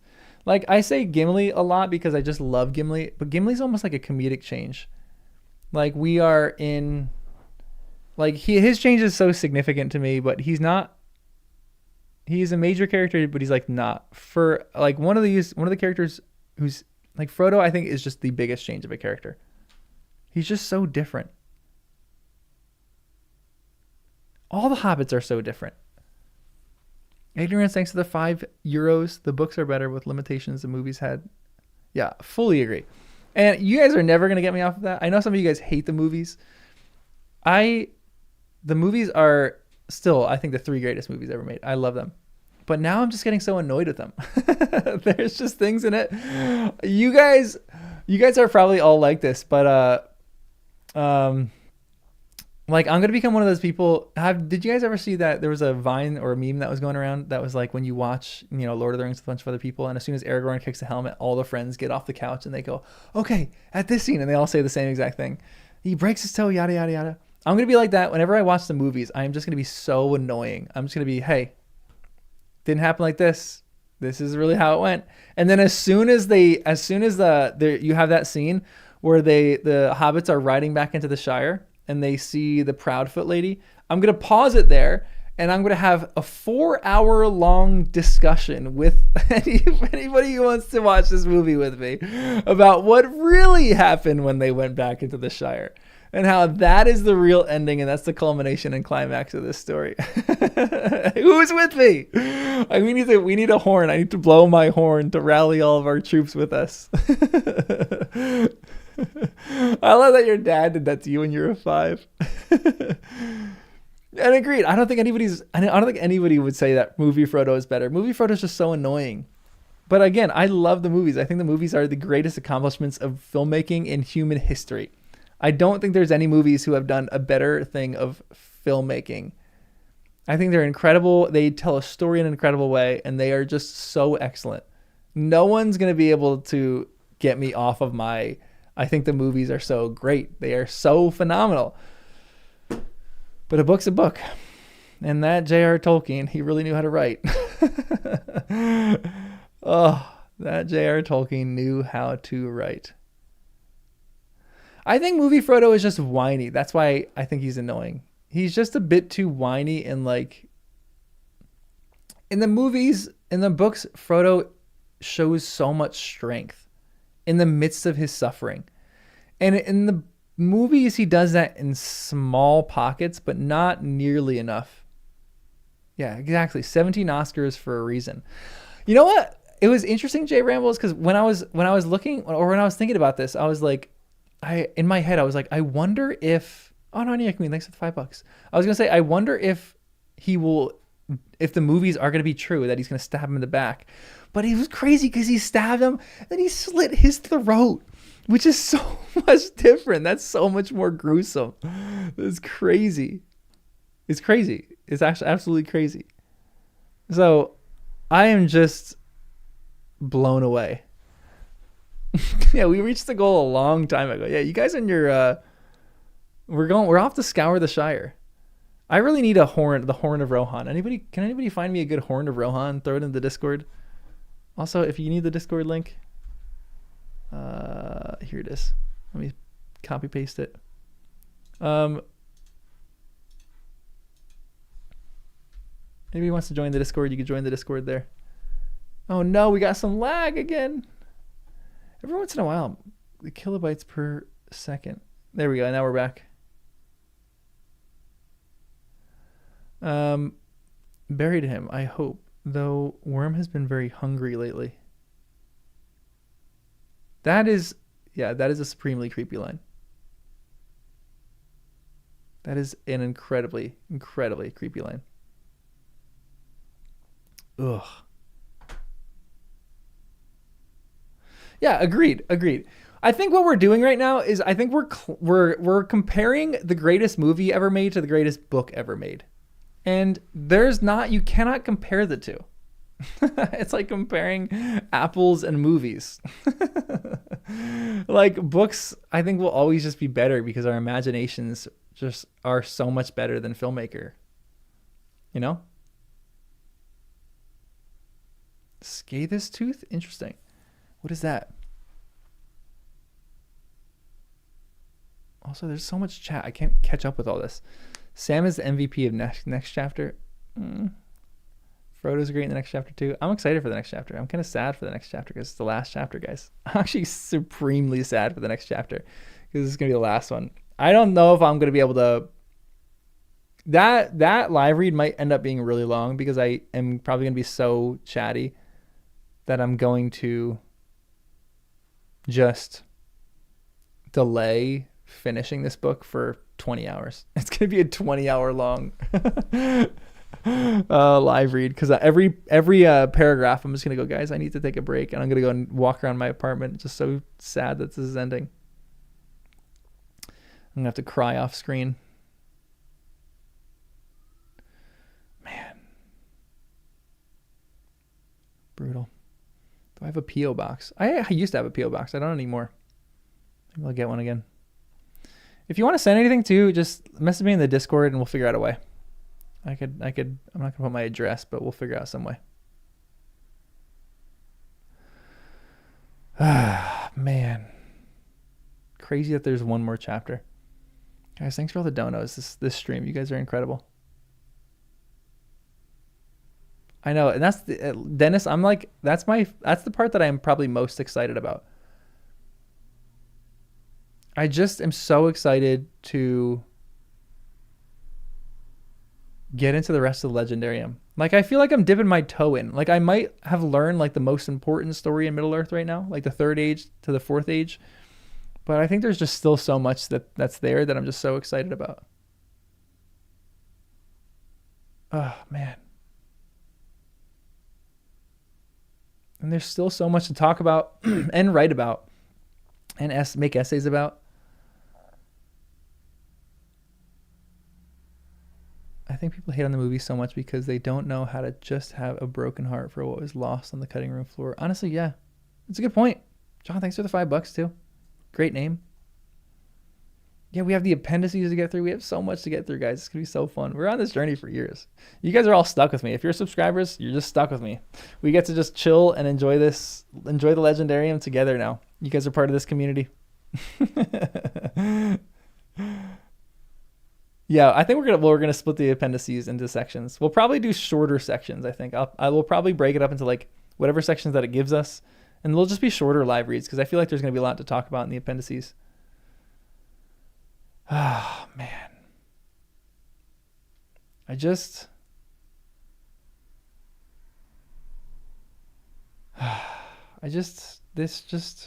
journey is just crazy. I cannot believe this is the ending chapter. This is just blowing my mind. I know, I have my pipe right here. My tobacco's in the other room, but I just don't want to get up and go get it. All fake smoke. Man. I need a pipe cleaner. I gotta clean this sucker. The smell is just so good. Oh, man. Interesting. My thoughts on the chapter as a whole from start to finish.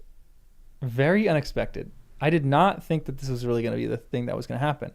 I knew that there was going to be some kind of battle that happens because people talk about this chapter as being a battle. I did not think this was going to be Mary's chapter. I thought it was going to be... Honestly, I thought it was going to be Sam's. And it still was a great Sam chapter. But Sam is like a secondary person in this chapter. I mean, his like love story...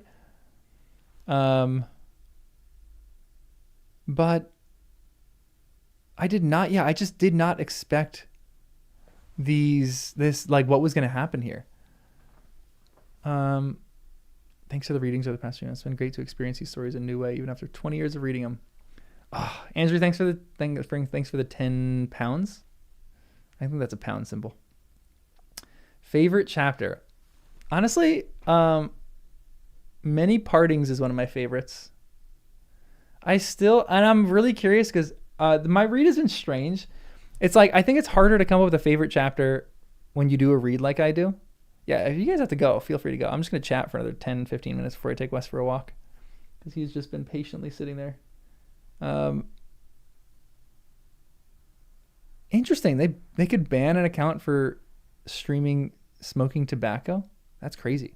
All right, we'll be careful with that. Yeah, this chapter just came out of nowhere.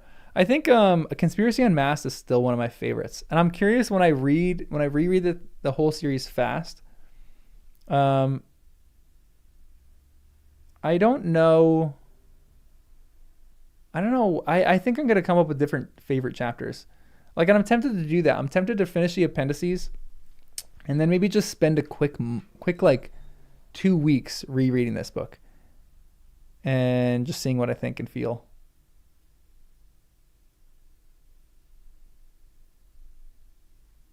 You know. Dan, thanks for the $5. Movie Frodo has to be wanted because the movies don't have internal dialogues. He has to verbalize his suffering for us to understand it. I kind of agree, but at the same time, they did give him internal monologue dialogue. They did give him some of that kind of stuff, and they could have done that, but maybe not like in a way that was fitting with the movie, really. Because he has the moment where he has the ring, and he goes, he's like about the parting of the Fellowship. And he's like, I wish none of this has happened. And he has that like that recap of moments. So I guess it's like a flashback maybe, but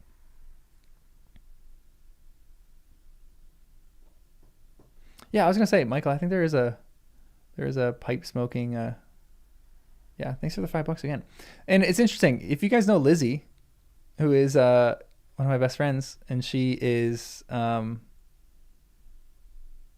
she's like started a little YouTube journey, and she's been doing like just like little videos here and there, and she started she did a video that was like she got her pipe because she gifted me this pipe, and it's the coolest thing ever, one of the coolest gifts I've ever gotten.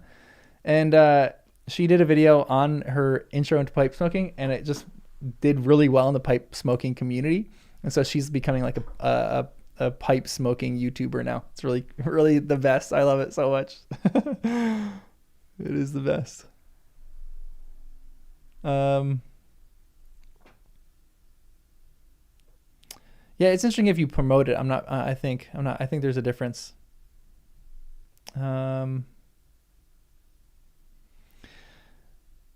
She does. I'm not gonna. Oh, hold on 1 second.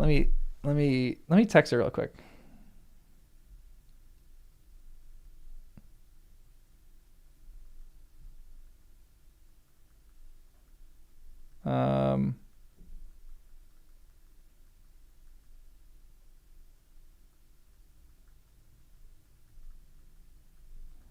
I'm gonna ask her permission if I can share it or not.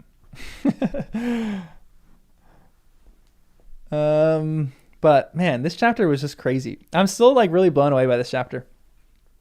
It was just so unexpected. Like I even the killing of Saruman at the end, I thought that he was gonna go free, but I guess they just can't do that. Like, I'm glad that he's dead because he's not gonna be able to poison the Shire or poison any of their lands anymore. But it also would have been a really interesting end to have him be not dead. You know what I mean? It's just interesting to me. I don't know. Kathy, thanks for joining for the live read. Appreciate it.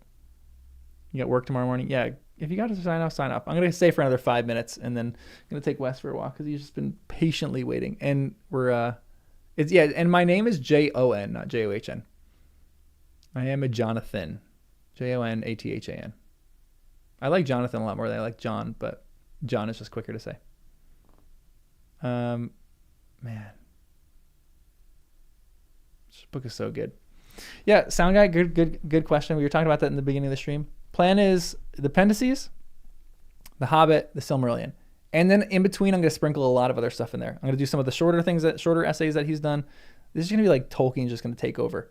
Then going to do some of the shorter stuff. I probably will reread Lord of the Rings.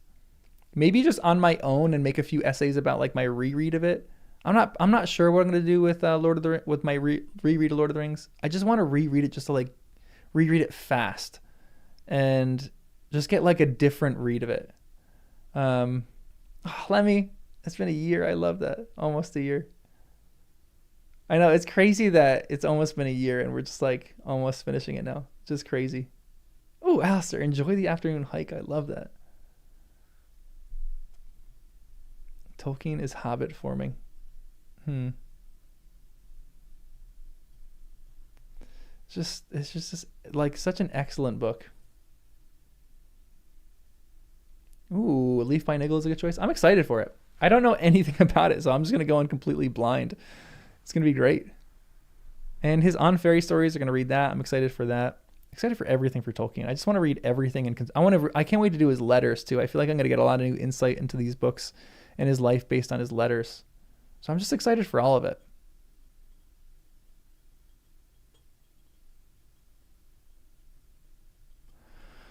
There's just so much left. Honestly, 13 months of the journey to the day, and like I feel like we're on that too. 13 months of the day, we're gonna finish our journey.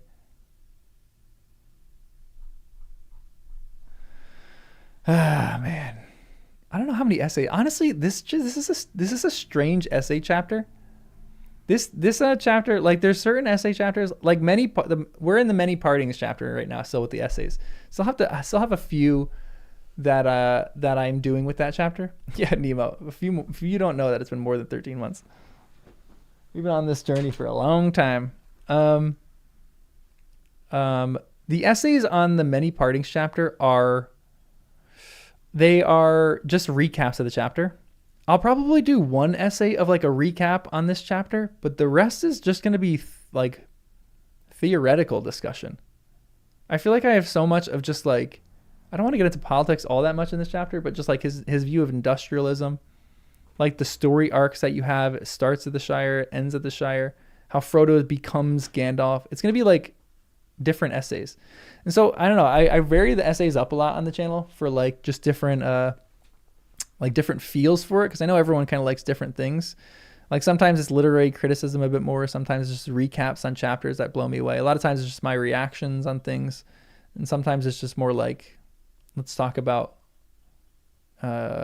concepts and like, you know, what courage really looks like or whatever it is. Just really interesting. I think this one's going to be more like that, just a bunch of conceptual things. I think I would say Tolkien isn't allegorical. This is his most on the nose chapter. It feels like his most on the nose chapter. Like I just could not help thinking about his experience with the war and then going back to England and probably seeing what he has done. Oh, Michael, so this is really funny. My whole entire journey for doing this, the idea of first timers as a channel, is because everyone asked that like, you know, icebreaker question. If you could have one superpower, what would it be? And I have always said that if I could have one superpower, my superpower would be to be able to read books that I love for the first time again, and to be able to watch movies that I love for the first time again. And like to have a choice in order to like redo it, or in order to like, you know, watch it with all my memory still intact. I wish I could pick and choose, because I would love to just come back to this and just keep doing that. You know how fun that would be? So I'm going to figure out some way to give me amnesia. I'm going to find the part in my brain that they know as the Lord of the Rings center, which is probably like this part of my brain now. It's like the entire thing. But man, just so good. Have I considered listening to the audiobooks? Yeah, I definitely will do audiobooks. I think I'm going to have the audiobooks just on everywhere that I go now. Like they're just going to be on. I'm going to do the Circus, the English audiobooks. Anybody who does an audiobook, I'll probably listen to it once or twice and just have those on all the time now. Because they're like, I know everything about this. No, not everything. I obviously don't know everything about the story, but I know most things about the story. So it's just going to be fun to go back and just check it out. Also, Benjamin, thanks for the £5. Please read the poems Bilbo's last song at some point in the last chapter, or now if people think it's worth it. Yeah, I'll do that last chapter. I feel like Bilbo's last song deserves like last chapter something. And the Sea Bell, Bilbo's last song and Sea Bell.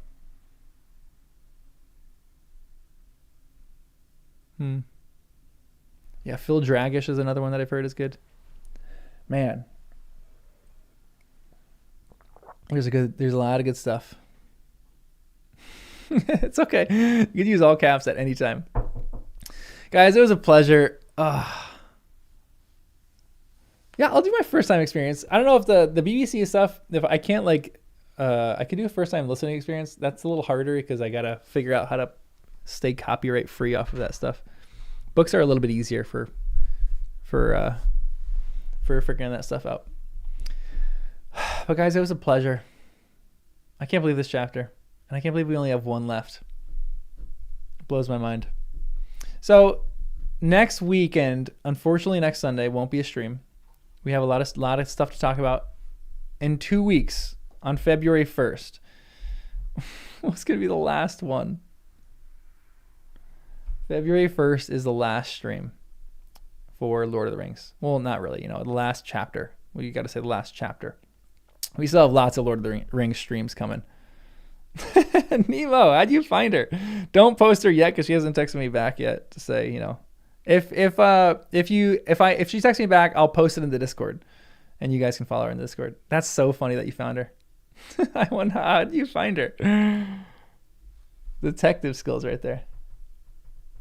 I know it's crazy that it's almost a month into 2026, but I will see you guys in video essays in between, and just chatting in between. I got to do some member streams again this week and potentially next. Yeah, I'm never gonna be the same after this chapter. I'm never gonna be the same after the end of this book. This book is changing my life. Man, blows me away. All right, guys. It was a pleasure. It was an absolute pleasure. I don't know what to do with my life anymore. Except I am going to go take Wes for a walk because he's been a good boy. And he's just sitting there waiting patiently. Yes. You want to go for a walk? Okay. All right, guys. It was a pleasure. As always, say goodbye to Galadriel. And I will see you in the next one.